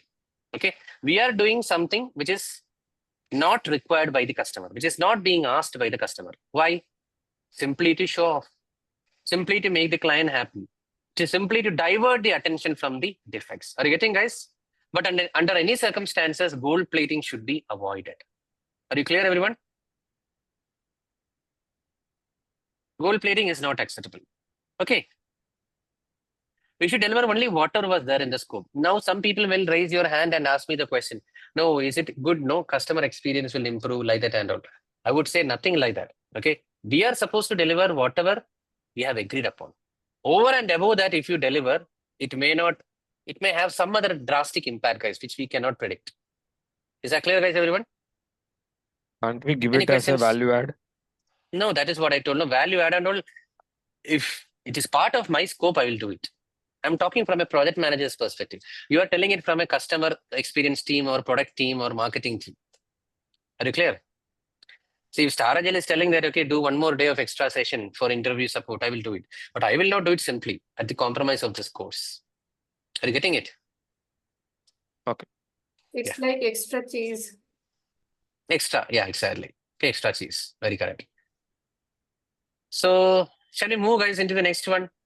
We were in this top slide, okay? Then we have to go back. Yeah. Can we move further, everyone? Now we are in the Agile manifesto slide, okay? So in this batch, I would say the Agile manifesto is famous, guys. At least in this batch right now, there are 100 people, okay? Out of the 100 people, 30 people know more than me about this Agile manifesto. That is the truth. Today, some people typed requirement traceability metrics. They understand. They like that they type, no? Like that, some people, they know very well this Agile manifesto. What is the beauty of public patches? Interact with each other, guys. What else I can tell? Interact with each other. Then you will get to know more. Okay? Tomorrow also, try to join the session early. So I'll start with this Agile manifesto, guys. I'll zoom the screen a little bit. Okay? On the screen, you can see the famous Agile manifesto. And also, I'll tell you how to interpret this slide. Okay, you should interpret it like this, guys. Okay, in Agile,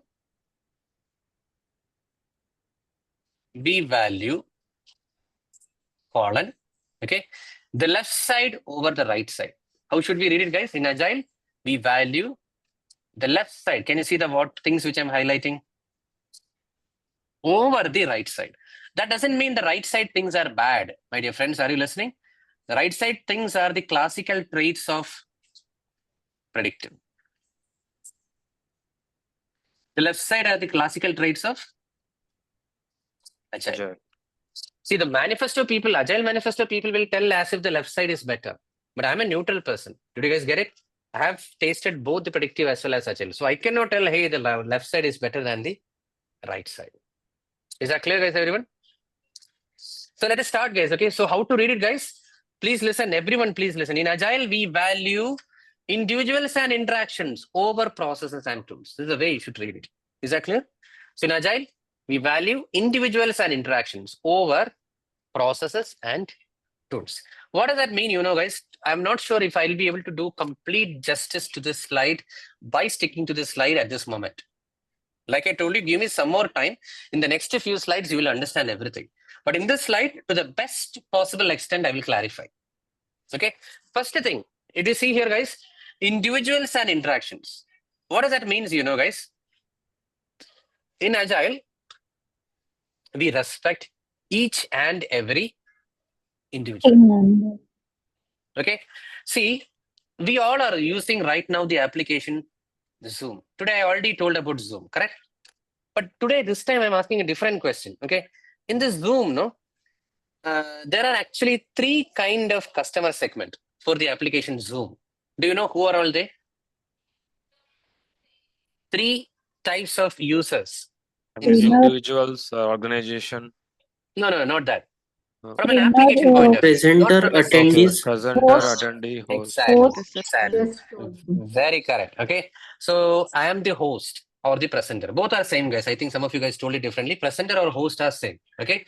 But the other one is participants. You guys are the students. But Zoom doesn't know whether you are students or you are listening to a press conference, whether you are listening to a board meeting. They don't know. For the Zoom, you are just participant. And I am just the host. Okay. I may be singing a song. I may be presenting this PPT to you people. Or I may be delivering a speech. What happens, I don't know. But definitely I'm a host. Okay. Plus, this session is right now getting recorded. Do you know, guys? But I cannot access the recordings. Only the admin can access the recordings. Okay. And at the end of today's session, guys, okay, there will be a poll which is launched. How did today's session go? Like that, they will launch a poll. I mean, I will launch the poll, but the poll result I cannot access. Only the institute people can access. If you have any concerns, you can tell me, guys. I'm always there. But the purpose of the poll is to check how did the session go. Because there is no one from the institute right now, correct? I'm there with you guys as a trainer. They want to check how did the training go. So they will launch the poll. Is that clear, guys? But the poll result only they can see.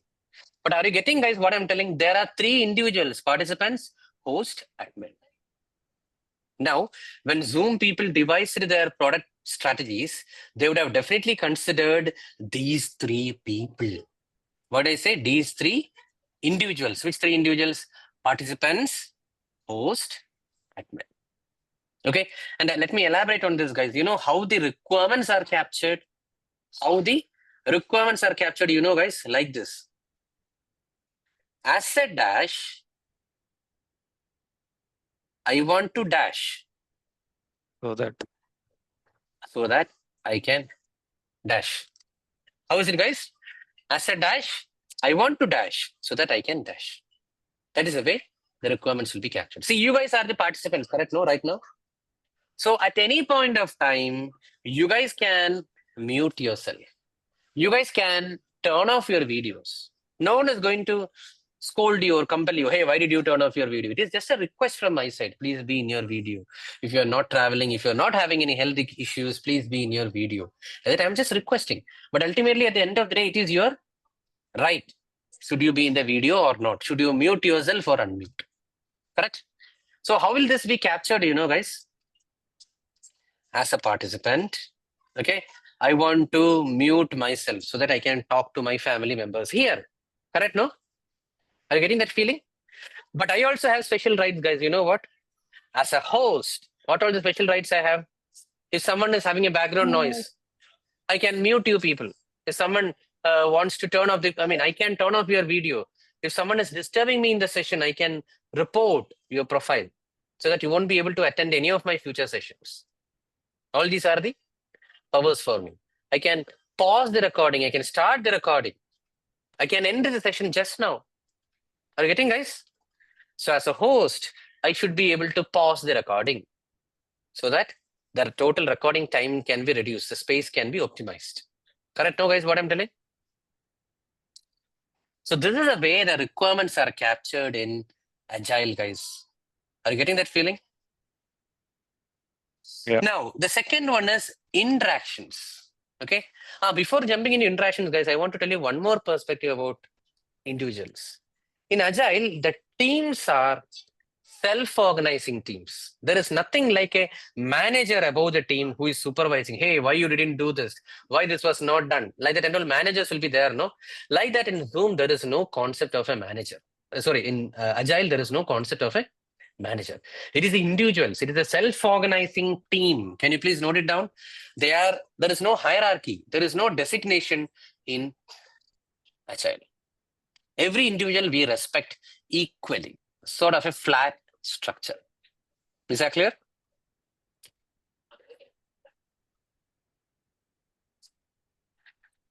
Now, coming to the interactions, guys. Okay. Interactions in the sense, in Agile, particularly in the Scrum, today someone asked a question. I told you we'll discuss it later. Correct? So particularly in the Scrum framework, there are a lot of ceremonies. Okay. What are the ceremonies, you know? Sprint planning, sprint review, sprint retrospective, daily stand-up, like that and all. Okay. But the point is not that, guys. That all we'll cover later. Don't worry. Others don't worry. Newcomers don't worry. What I'm telling is there is a lot of ceremonies for interaction. But in predictive, what did I say? But in predictive, the frequency of meetings is very less. We believe more in processes and tools. Did you get it right, guys? We believe more in processes and tools. Is that clear, guys, everyone? Any questions you have? Can we say in predictive it was not required to get interacted? And not necessary, because it will because we collect the requirements, we discuss in a more different way. That that interaction element is not that needed. Okay, because big projects, no airport and all. Okay, what is there? We'll send a report. This much phase of construction is over. This much percentage of work is done. But in Agile, it is more of a subjective. Okay, are you getting that word, guys? What I'm telling, it is more subjective. But in predictive, it is more objective. You just tell me what you want, like that. Is that clear, guys, everyone? Individuals and interactions are given more important. Yeah, sorry, Sugar. Sir, but I mean, project scope can be diluted any point of time. If you keep on interacting, and that is a beauty. We'll discuss it. Okay, that's why we in Agile, we say no, we welcome changes, Ashoka.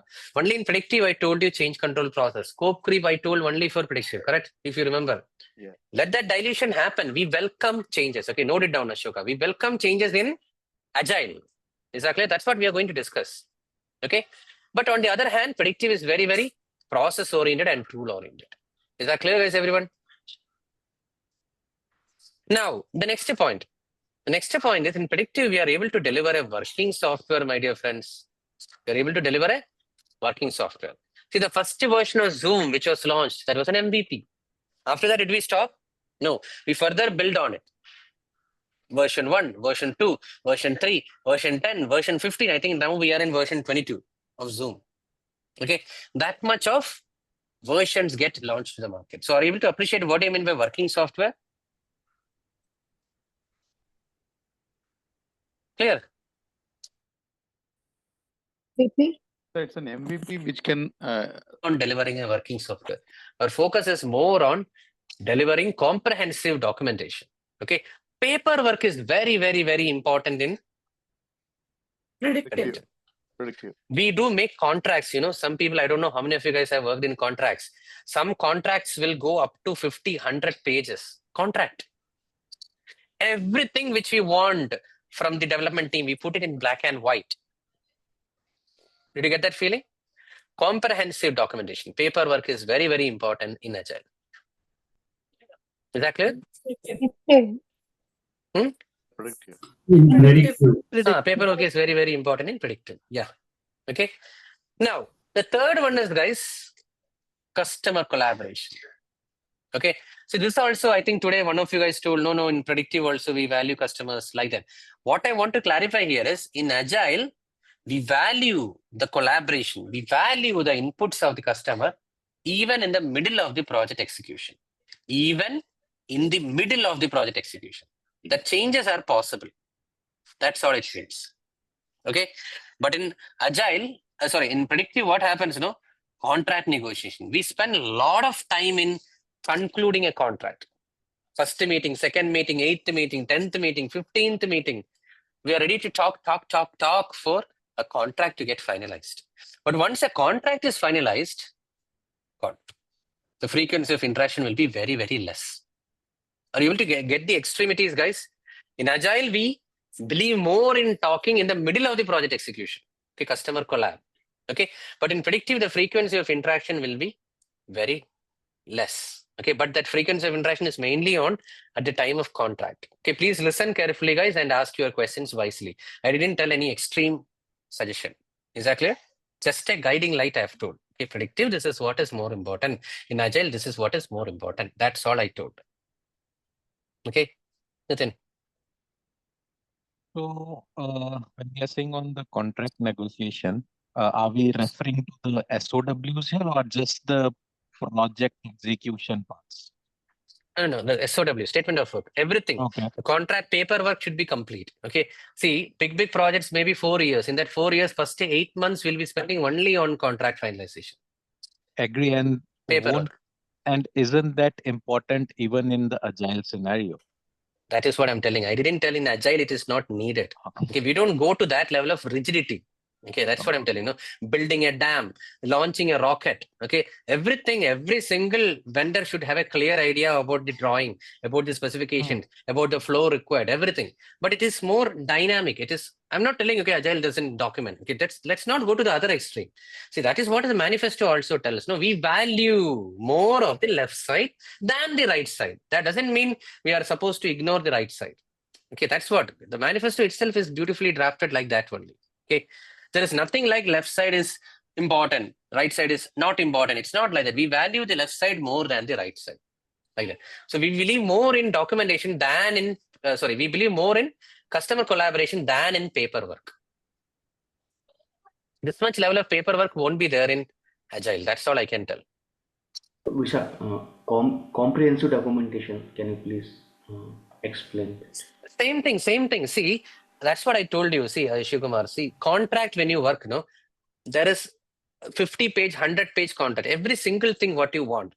Let's say a rail coach. Okay, Government of India is giving a tender to a rail coach manufacturing company for preparing rail coaches or a metro coach. Every single specification, what material, what dimension, what thickness, what color, what is the endurance, how much it should withstand compression, everything will be clearly mentioned.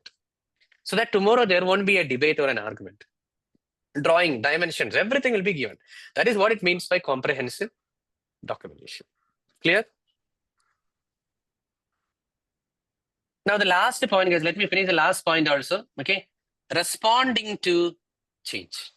That is the nutshell, guys. Okay. Why did we discuss all these things, individuals and interactions, working software, customer collaboration and all? Because in Agile, we respond to change. More than respond, no, I would suggest you note it down as welcome change. We welcome changes in Agile. But on the other hand, predictive is more of following a plan. That's why predictive projects are also called as, come on, tell me, predictive projects are also called as? Tell me, guys, today we discussed another name for Plan-driven. Plan-driven. See, waterfall, sequential and all correct. I'm telling respond to the situation. It is called as plan-driven. Okay. That's it, guys. Okay, whatever you questions you guys are asking, if it is relevant, we'll discuss. Otherwise, I'll tell, let's move on. Okay, let's hear. Okay, Nikita, go ahead. Yeah, so as you said, we have customer collaboration and they are responding to change in agile. So does that imply that we cannot have a project scope sign off, or we cannot have a WBS? That is why I told, no, same thing Nitin also asked. Okay, I didn't tell the other extreme. We value this. Okay, so don't, Yeah, the but way do you we have note to down. always revise and refine project plan Where? in case of agile in order to That's what, no, respond? in agile, it's the plan word doesn't even exist. That is what I'm telling. No, see, it's not, you have to be a little bit relaxed. I'm telling, no, don't note down the opposite. Okay, see, all cows are white. Like that, when I tell, can we not find out a black cow? Like that, if you think, no, that will be difficult. Mostly cows are white. Like that, when I tell with a black design in it. Like when I tell, that is a typical image which comes to our mind, correct? No, when you draw a cow, no, how we'll draw like this. Okay, and then somewhere we'll have this. Okay, black color of drawings. Okay, that is what it is. Okay, when we tell. Is that clear, guys, everyone? Okay. That doesn't mean the other one is not possible. Clear, everyone? Yeah, Samira. Yes. We cannot hear you. Beautiful. Still, some problem is there. Okay, at your end. Bluetooth setting or something. Sir, can you go to the previous slide, please? Previous is which one? Benchmarking, no?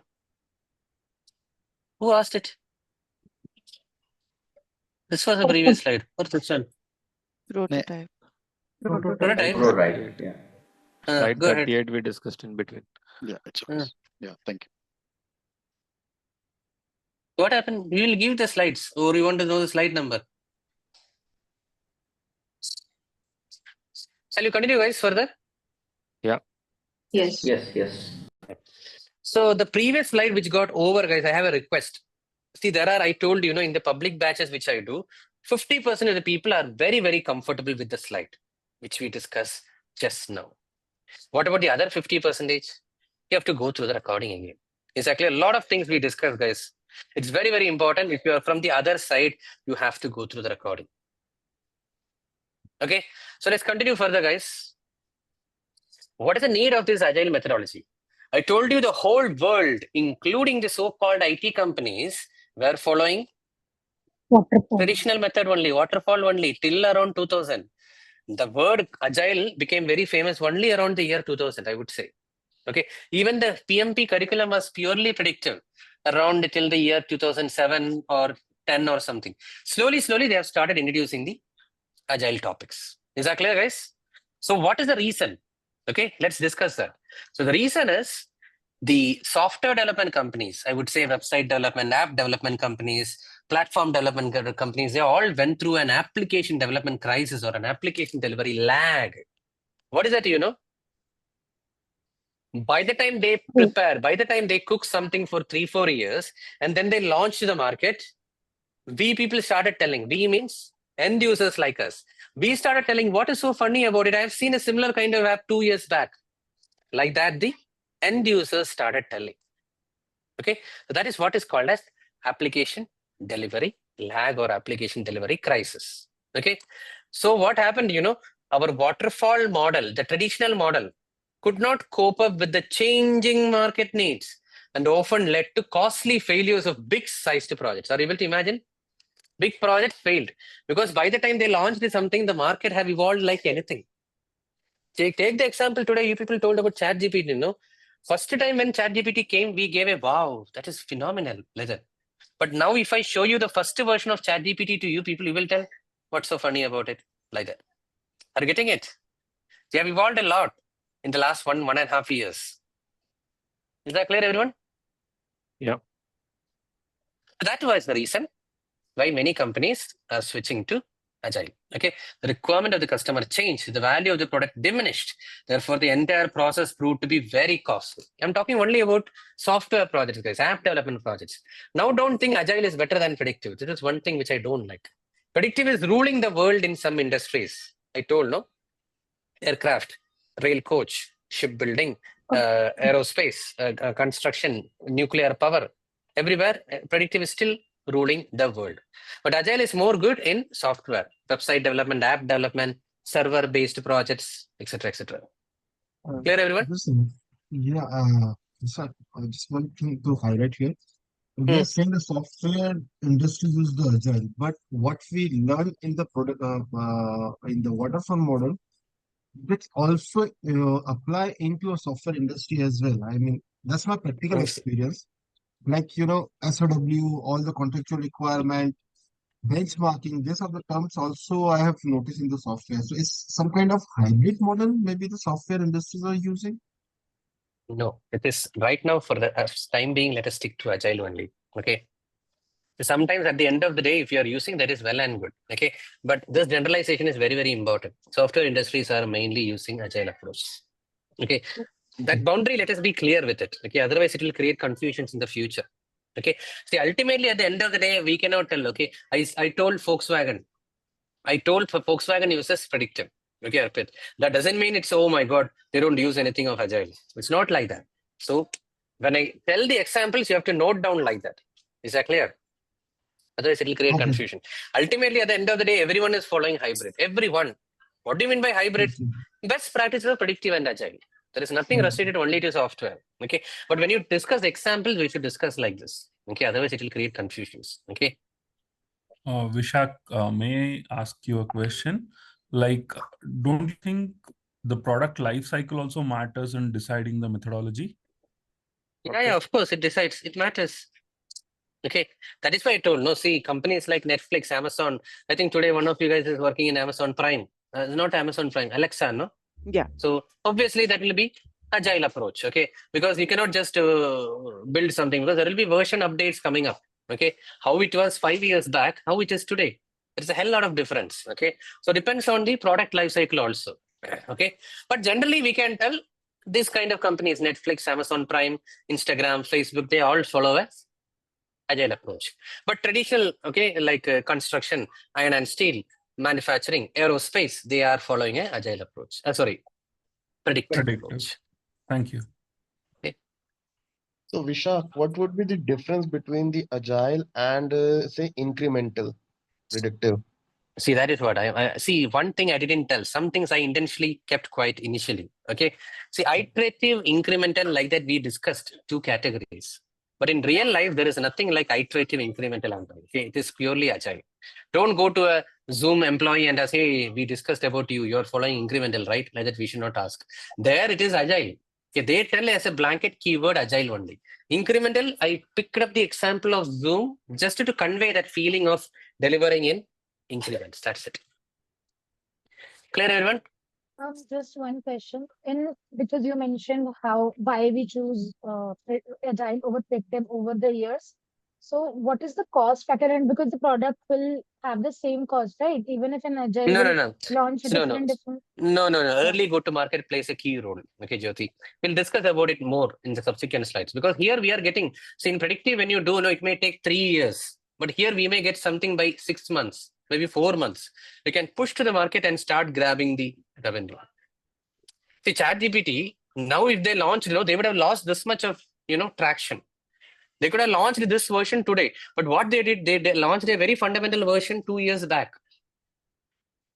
You can imagine how dumb that first version was. But that time we gave a wow for that. Oh yeah, that's really cool. It's better than Google. This is what I thought. Saying just because we are going with less features, then that's why it's cost effective, right? Less features quickly. Don't note down as less features. How quick we are going to the market. So we can grab the revenue quickly. See, cost is not the thing. How quickly? See, we should be very clear about the life cycle goals. Since she's asking this, I will tell again. Predictive only our goal is cost. In Agile, the goal is customer value and early go to market. So cost is not the primary factor. More than the cost, how quickly I can launch the market. Are you getting the difference? See, predictive is cutting down the cost, but Agile is how quick I can grab the revenue from the market. The mindsets are totally different. Okay. Agile is more of top line expansion. Predictive is more about bottom line reduction. If I get into all those, that will be a different topic altogether. Clear? But hope you understood. Shall we move further, guys? Yeah.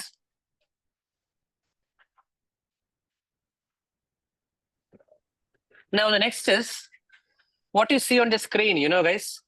Yeah, Asif.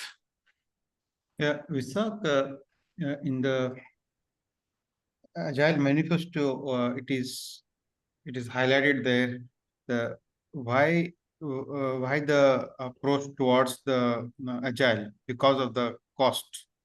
Okay, in the waterfall approach, it is the cost is more, and at the end the products when we deliver it is costing too much of time and also cost as well. Okay, and that's why we reason to adopt the agile approach. Okay. All right. So yeah, now the question why the lady asked, right? So why we are in the waterfall and agile approach. Okay, so it both will cost both No, will the no, I'll refine your question, please, quickly. What is your question? The question is, see, in the agile approach, we are minimizing the cost, right?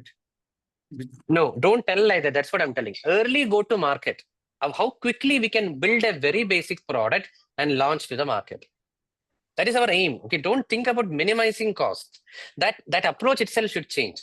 See, I can wait for 3 long years, or I can get something quickly and launch the market 6 months or something.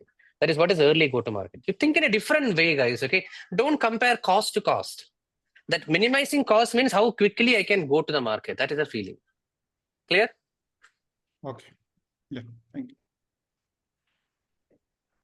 Which slide you want to go? 64. 64 we are going to start only. Okay, hold on.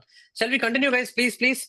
So everyone, I have a request, particularly my non-agile background friends here. Please write from Agile Manifesto to this slide and this slide. Please be careful. Okay, you have to listen very carefully because I can empathize with you people. I started my career in manufacturing. Basically, I'm a graduate in mechanical engineering from NIT Calicut. Okay, so till this moment, till I joined Ola Cabs, my experience was totally in a manufacturing setup.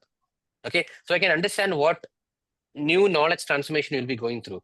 But only one request, please listen carefully. Okay, so let's move to the next topic, guys. 12 main principles in Agile methodology. Shall we start?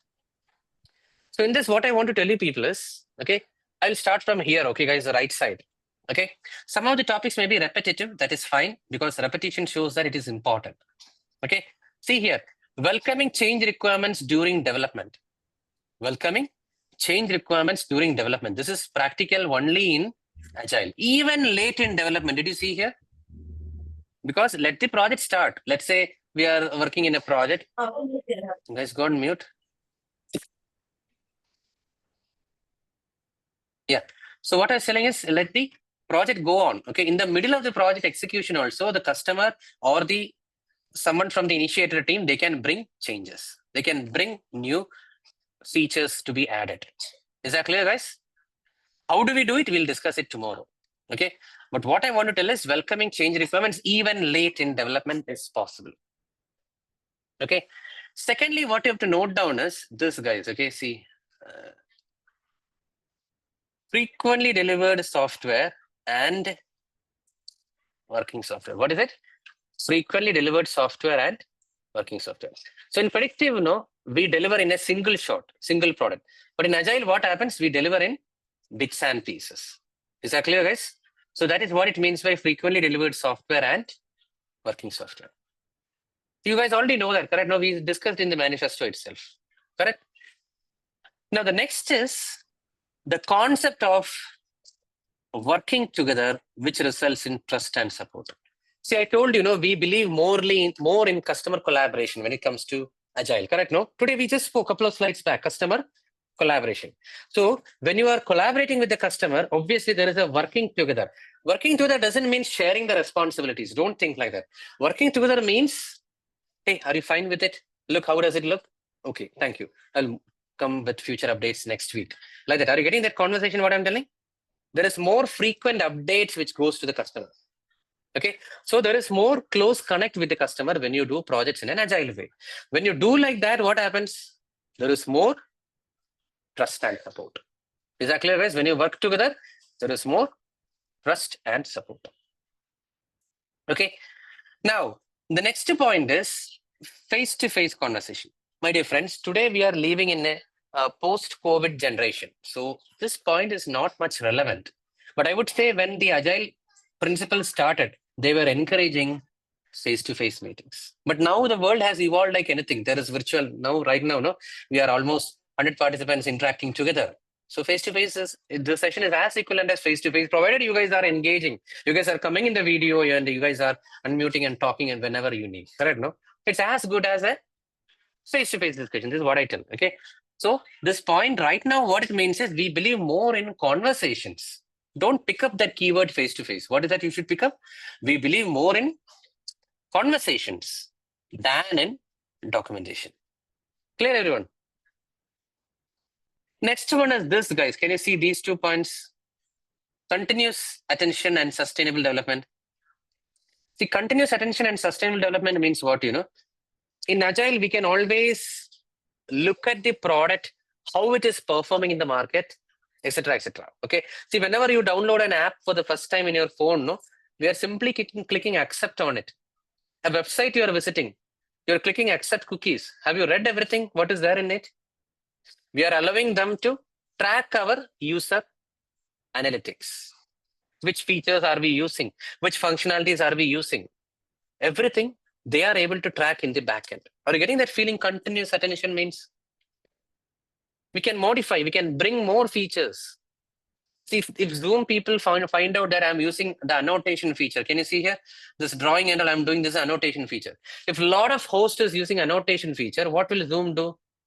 They will try to make more new features into the annotation. Some feature which we don't like, they will try to remove it also in future. Are you getting that feeling of continuous attention, everyone? Yeah, got it. That's it. Sustainable development. Sustainable development means what, you know? We don't like to reinvent the wheel. We don't like to reinvent the wheel. See, in predictive, it is not possible, but in Agile, it is possible. That is why we have a language called as copy-paste. In predictive, can we do that? I wrote something on a piece of paper. Can someone else exactly copy and paste it? Unless you take a photostat or something, you have to rewrite it, correct, no? Just like that, here, sustainable development means what?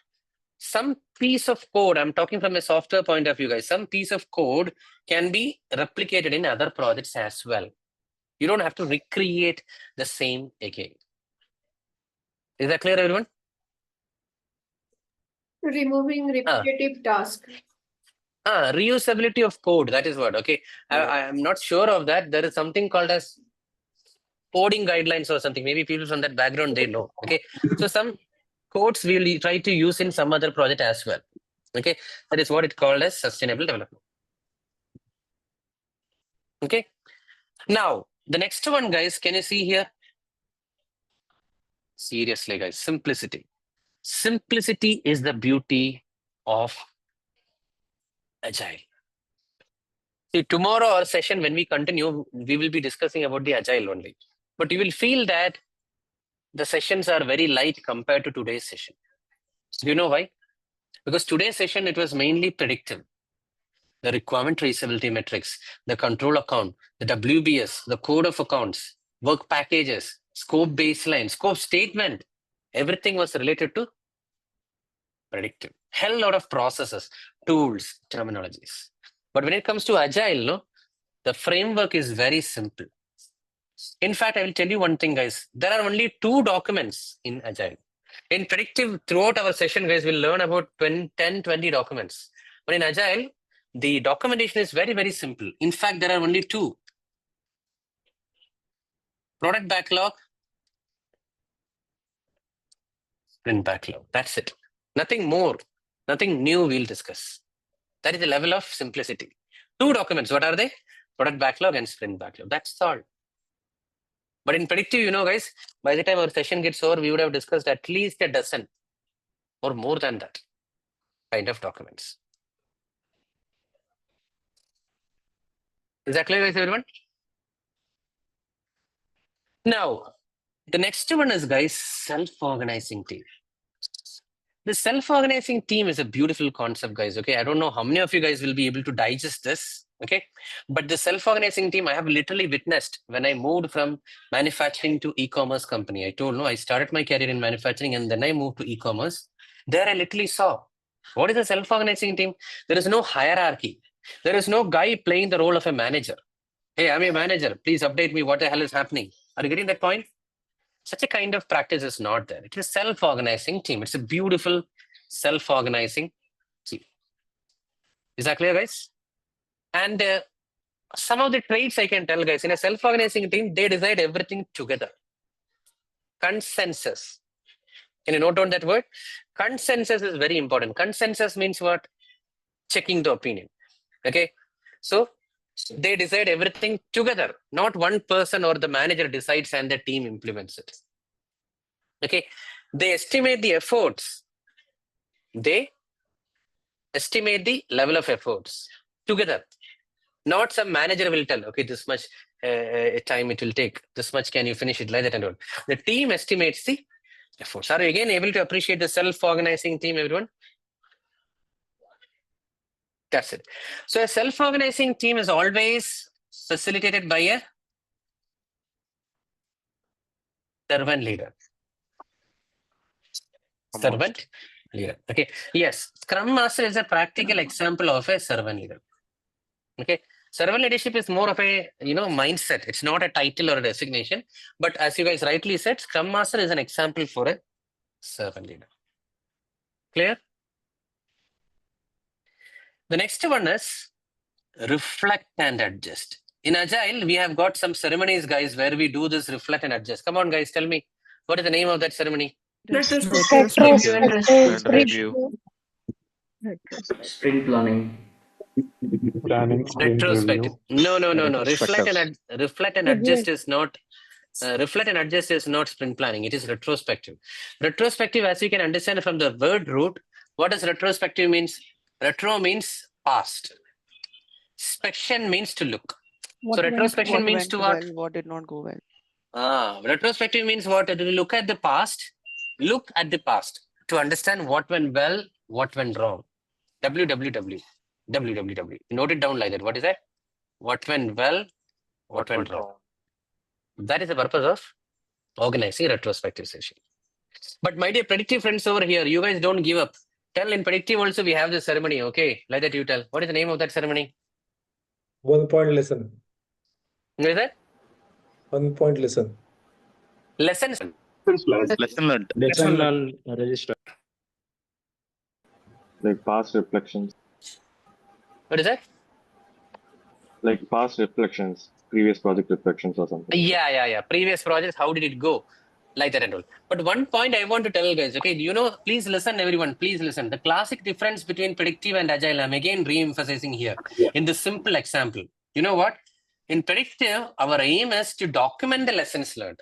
In fact, the lessons learned is documented in lessons learned register. Exactly, Naveen have typed that in the chat. Check the chat. Lessons learned register. So did you notice the emphasis is more on documentation when it came to predictive? But in agile, it is more of a ceremony. No one will document the minutes of retrospective. You can document, but it is not necessary. Okay. And it is just something which we discuss and absorb and move on. That's it. Retrospective sessions. Is that clear, guys? That is what, guys, in this example itself, I can demonstrate how is predictive, how is agile. Okay. Now, the next one is this one, guys, the last sentence. Here, everything is important, guys. Please listen. Customer satisfaction through early delivery of useful software. Customer satisfaction through continuous delivery. Every single keyword is important here, guys. Can you please note it down? Customer satisfaction through early delivery. Customer satisfaction through continuous delivery of useful products. Okay. That is the beauty of agile, guys. Every single keyword is important, not a useless product. Is that clear, everyone? Any questions? Feel free to ask.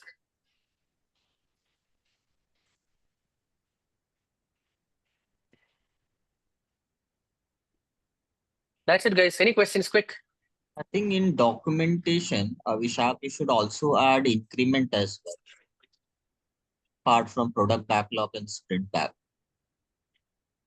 Increment, is it a document? Is it a document? Increment is there, like when. Is it a document? No, right. That's it. Product backlog and sprint backlog. I just told an example of 2 documents. That's it. How we will add increments?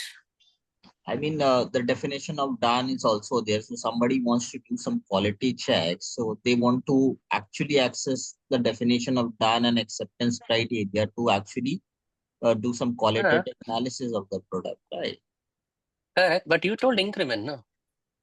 Yeah, we actually mean definition of done. That is there. That is there as part of product backlog. The backlog only will put no. The point is very clear. Do you introduce a new document name? No, right? That's it. Simplicity is the key. That's why. See, when you roam around, no, coming back again, you are telling the same thing, Mazahir. Are you clear? Documentation is simple. Okay. You put the definition of done. Do you have a separate document name for that to capture definition of done? You put that in the, for every user story, we put the definition of done in the sprint backlog only. That's it. Clear, everyone? I have one question here. I doubt. Yeah, go ahead. Is Agile is a methodology, or we can say Agile is a philosophy or mindset? Because somewhere I've seen some people use used to say this Agile is a mindset or philosophy. Everything is possible. Okay, whatever you heard is right. Some people will tell it's a philosophy. Okay, it can be philosophy also. How much you are welcoming to changes, how much you are adaptable. That's it. Okay, or you can say it is structured methodological approach. When you consider all these factors in your mind when you drive your project, it's a methodology. Framework, we can say. Yeah. I have Okay, one guys. question. Yeah.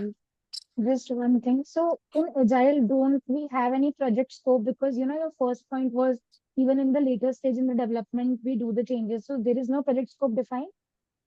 That's what we'll discuss it tomorrow. Okay, because we don't define upfront.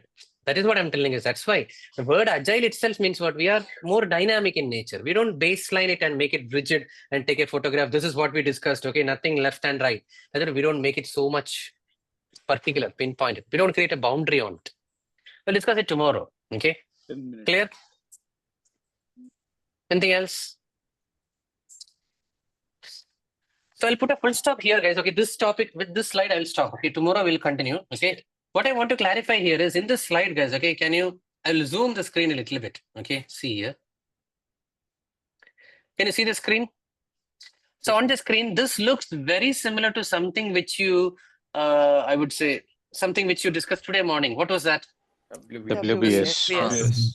So my point is, look-wise, it looks similar to a WBS, but purpose-wise, totally different.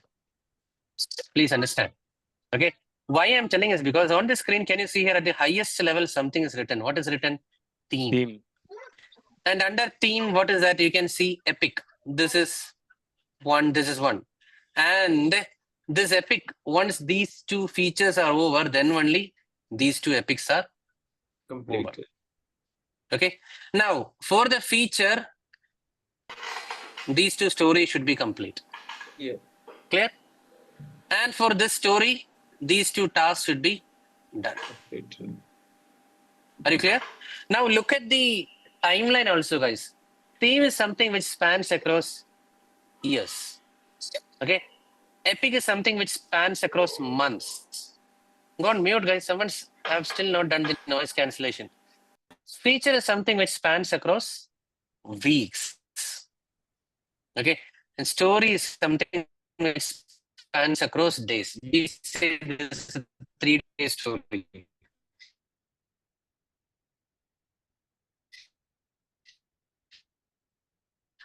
Two-day story like that. Task is something which spans across hours. Now, why I'm telling guys in Agile, this is totally different from dump. No, Vishak, you are breaking. You are breaking a lot, Vishak. Compare this with WBS. I told you, right? Vishak, we Why lost you for last 30-40 seconds. We lost your screen share. I think we lost him.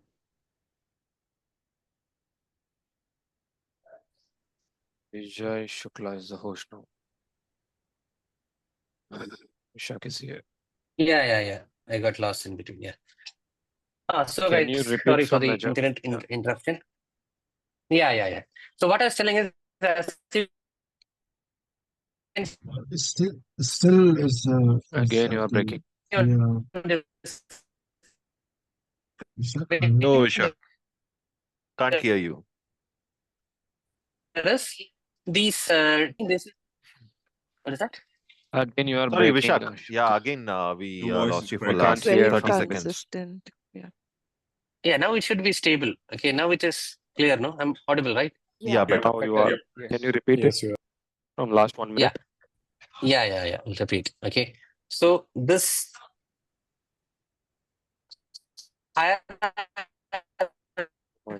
Again, you're breaking. I guess it is still the same, yeah. no Epic feature handle. Okay. I was Didn't get it. Your voice is cracking. We lost you, I think, again. 1 minute. Hold on.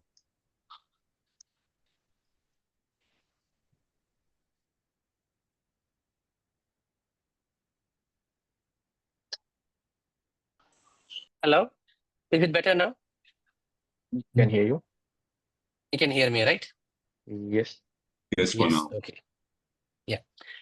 So I'll repeat again, guys. So the thing is, Epic is something which is measured across months. Feature is across weeks. Story across days and task across hours.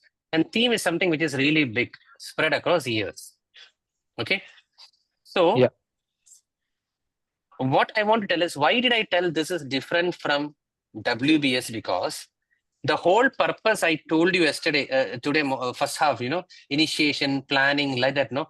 The whole purpose of dividing this is so that we'll have a WBS towards the end of the planning stage.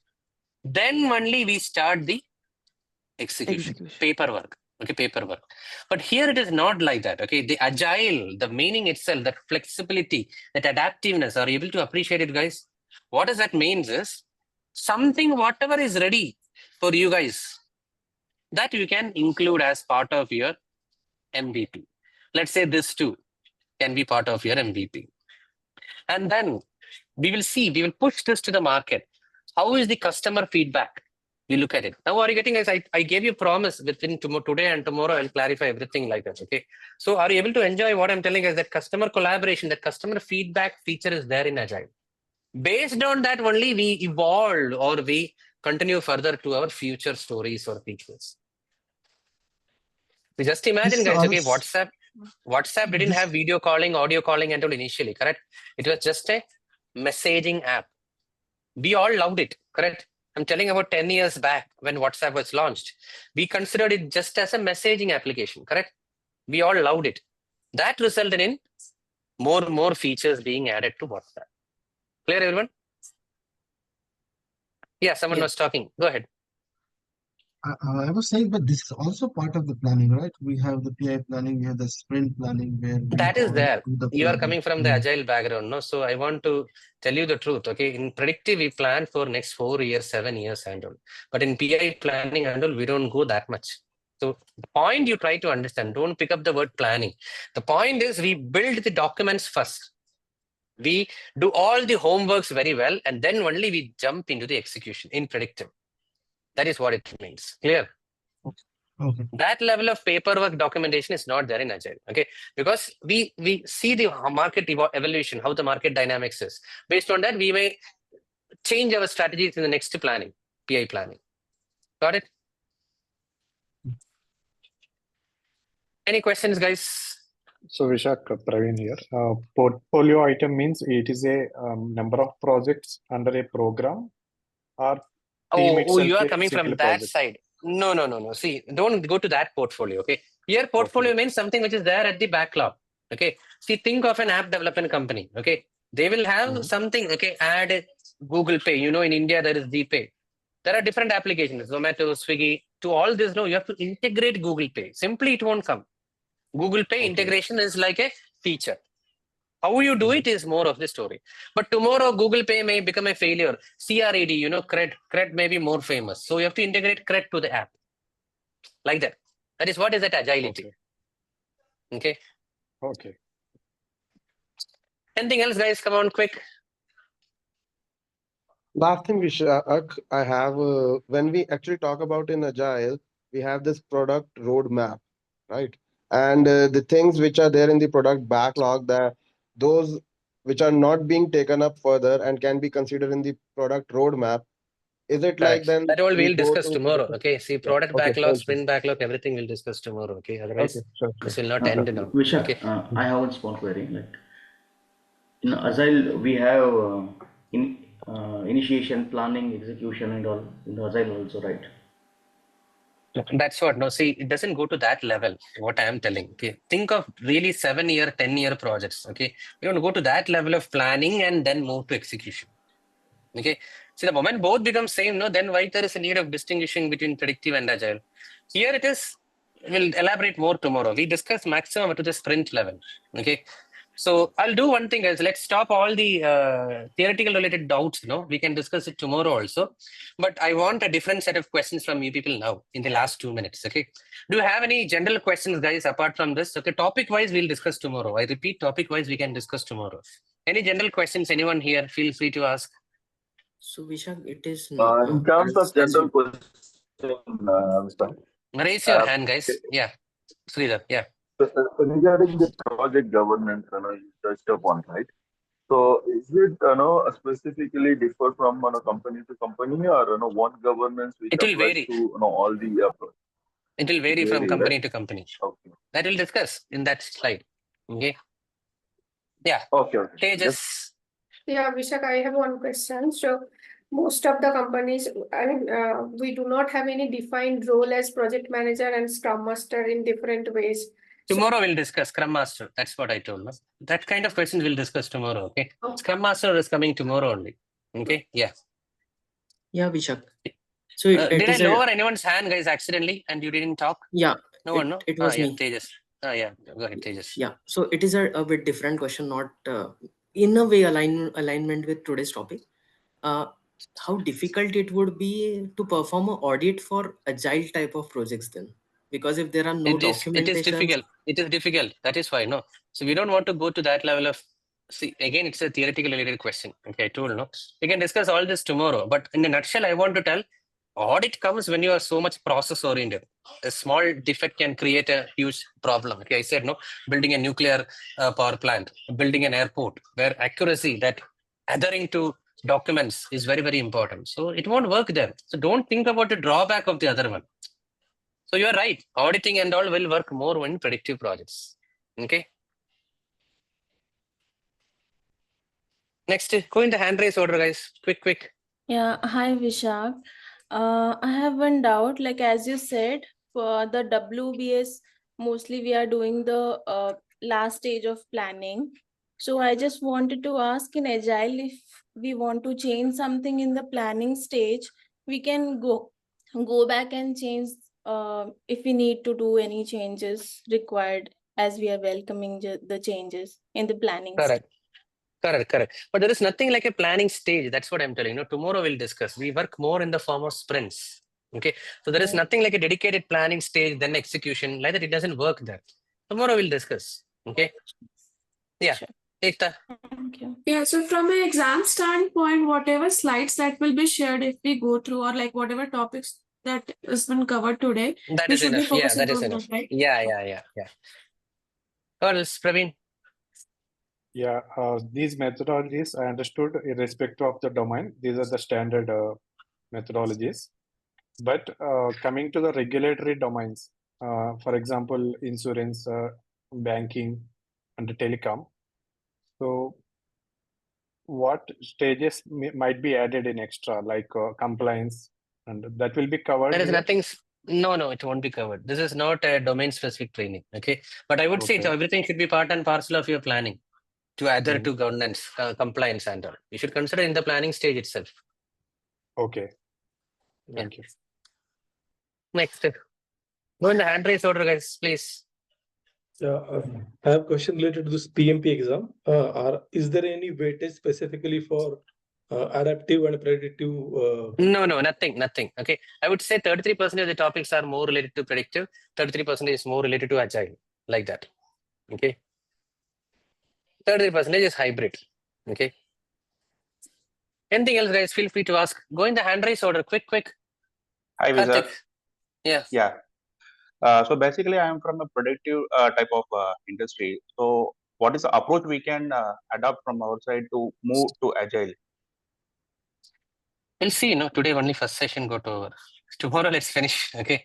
Then probably we'll understand. Okay. So because the total mindset has to be changed from the Exactly. predictive to agile. Yeah, So yeah. that transformation is required from the baseline to the top management. So Correct. okay. Tomorrow we'll see. Okay, yeah. Next. Thank you. Vishak, when the slides will be provided? By Monday, okay? See, by Monday, you will have an email from support@staragile.com. Please listen carefully, guys. It will have the slides, it will have the recordings, and it will have an official WhatsApp group link. You guys can create your own, maybe 1 or 2 people can volunteer and create a group that is separate. But institute-wise group will be shared next Monday, coming Monday. Okay. One more thing, guys, I launched the poll on behalf of the institute. Okay, how did the session today go? Please complete your feedback on today's session. That will go to the institute directly. Okay. Yeah. Next, Twinkle. So Vishak, I have a different question. Like my application, I have filled last year, October 2024. So I have very less time, and it's the first week of October till I can give the exam, second attempt. So just wanted to know how to prepare, like except these classes, mock test and all. I need support. So you do one thing. First, you check that video which I shared. Did you open it? Application process video. I shared in the chat today. Has already been. No, did you open it? First, you open it, okay, and then go to the same channel. Related videos are there.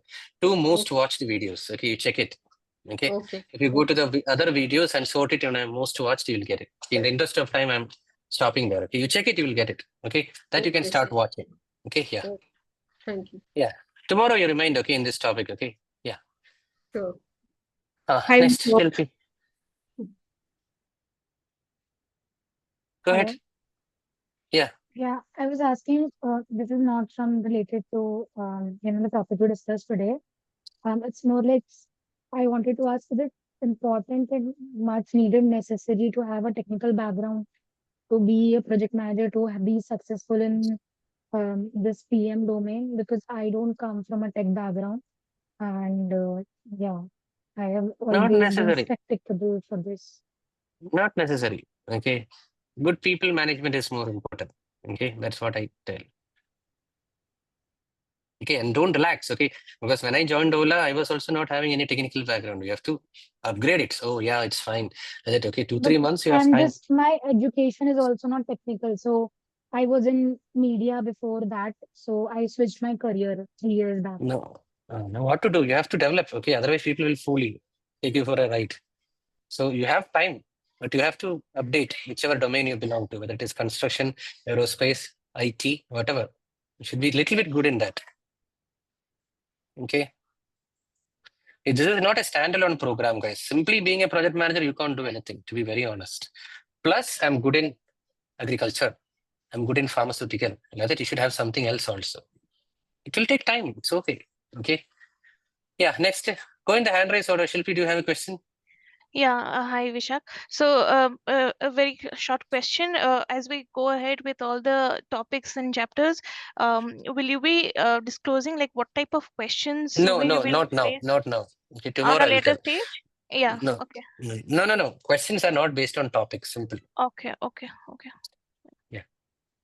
Yeah. Next, Harish. Yeah, so we have sold in 2 combos, right? So, and this entire group comes in combo 2, or I would like to understand with the 4+1 week of plan you mentioned, right? So, will it cover that preparation boot camp kind of thing and mock exams in the last week? Are you there So, for that? You only of have to course. understand about you. Yes, You are yes, there. yes. Yeah. Then why worry? You are part of that. No? No, I'm just checking that's the plan. 4+1 is what you mentioned. Yeah. Are you part of that exam prep also? Yes. That's it. Exam prep, there will be a separate meeting invite link. 4 weeks of training followed by exam prep. Yeah. Got it. Yeah. Arpit. So in addition to this session only, sorry to interrupt in between. So we will get the details of that link after the You have to completion of this session. of the training. After the completion of the training. Okay. First of all, are you part of that? You have to check. Okay. Yes. Okay. Next, Arpit. I actually lowered your hand. Quick. Yeah. So, Vishak, it's about the preparation, right? Like if we want to give the exam in the next 5 weeks, right? So we need to divide a number of hour which we would That need I will to tell study, tomorrow. right? First thing is the application. Tomorrow. Did you apply? No. Did you apply? No, right? No. First, I shared a video in the chat. Do you remember? Open it, everyone, guys. Okay, that is the first thing. You have to watch that video. That will take almost 20 minutes. Okay, then you have to create a profile and you only have to apply. That whole exercise will take another 4-6 hours. So this week you can do that. Focus on what I'm telling as immediate things. Okay, and make sure you subscribe to that channel also. Okay, application is an important thing here right now at this moment. So this week the focus should be on the application. Right? Yeah. So that's your correct. suggestion. Okay. Yeah, sure. Sir, can you please share the links? Actually, we please exited share. the group in between. Yes. Can one of you share the link again, guys, which I shared? Yeah. Or I think I have. I'll share it. I can share it. Oh, that is, yeah, thanks. Not this, then Daniel Raj, okay, that is an offline video, okay, not this, the other one, okay. So Anything action else, item for guys? us is to complete the PMP application process, correct? Yeah, please watch that video and ask if any questions tomorrow, okay? Sure. That's it. Okay, anything else, guys? Thank you so much for your Hi, time Vishak. and the enthusiasm Hi. which you showed, okay? Yeah, who else is Hi, there? Vishak. Ankit this side. Actually, I have paid the whole amount to Star Agile only. So they will process the application process, or we have to. You only have to apply. They will give you the voucher. Okay, you have to watch the video, whatever I've shared, and you have to apply. They will help with the voucher part, financial part. Okay, applying, you only have to do it. Okay, everyone? Thank you. Okay. Okay, then. Over. Thank you all for your time and patience. Okay, so see you tomorrow more energetically and with more questions. Okay, Thank please you. make sure you watch Thank the you, application Vishak. process Thank video. you. Okay, thanks. Thank you, Vishak, for your patience. Thank you, Vishak. Bye. Thank you all. Bye.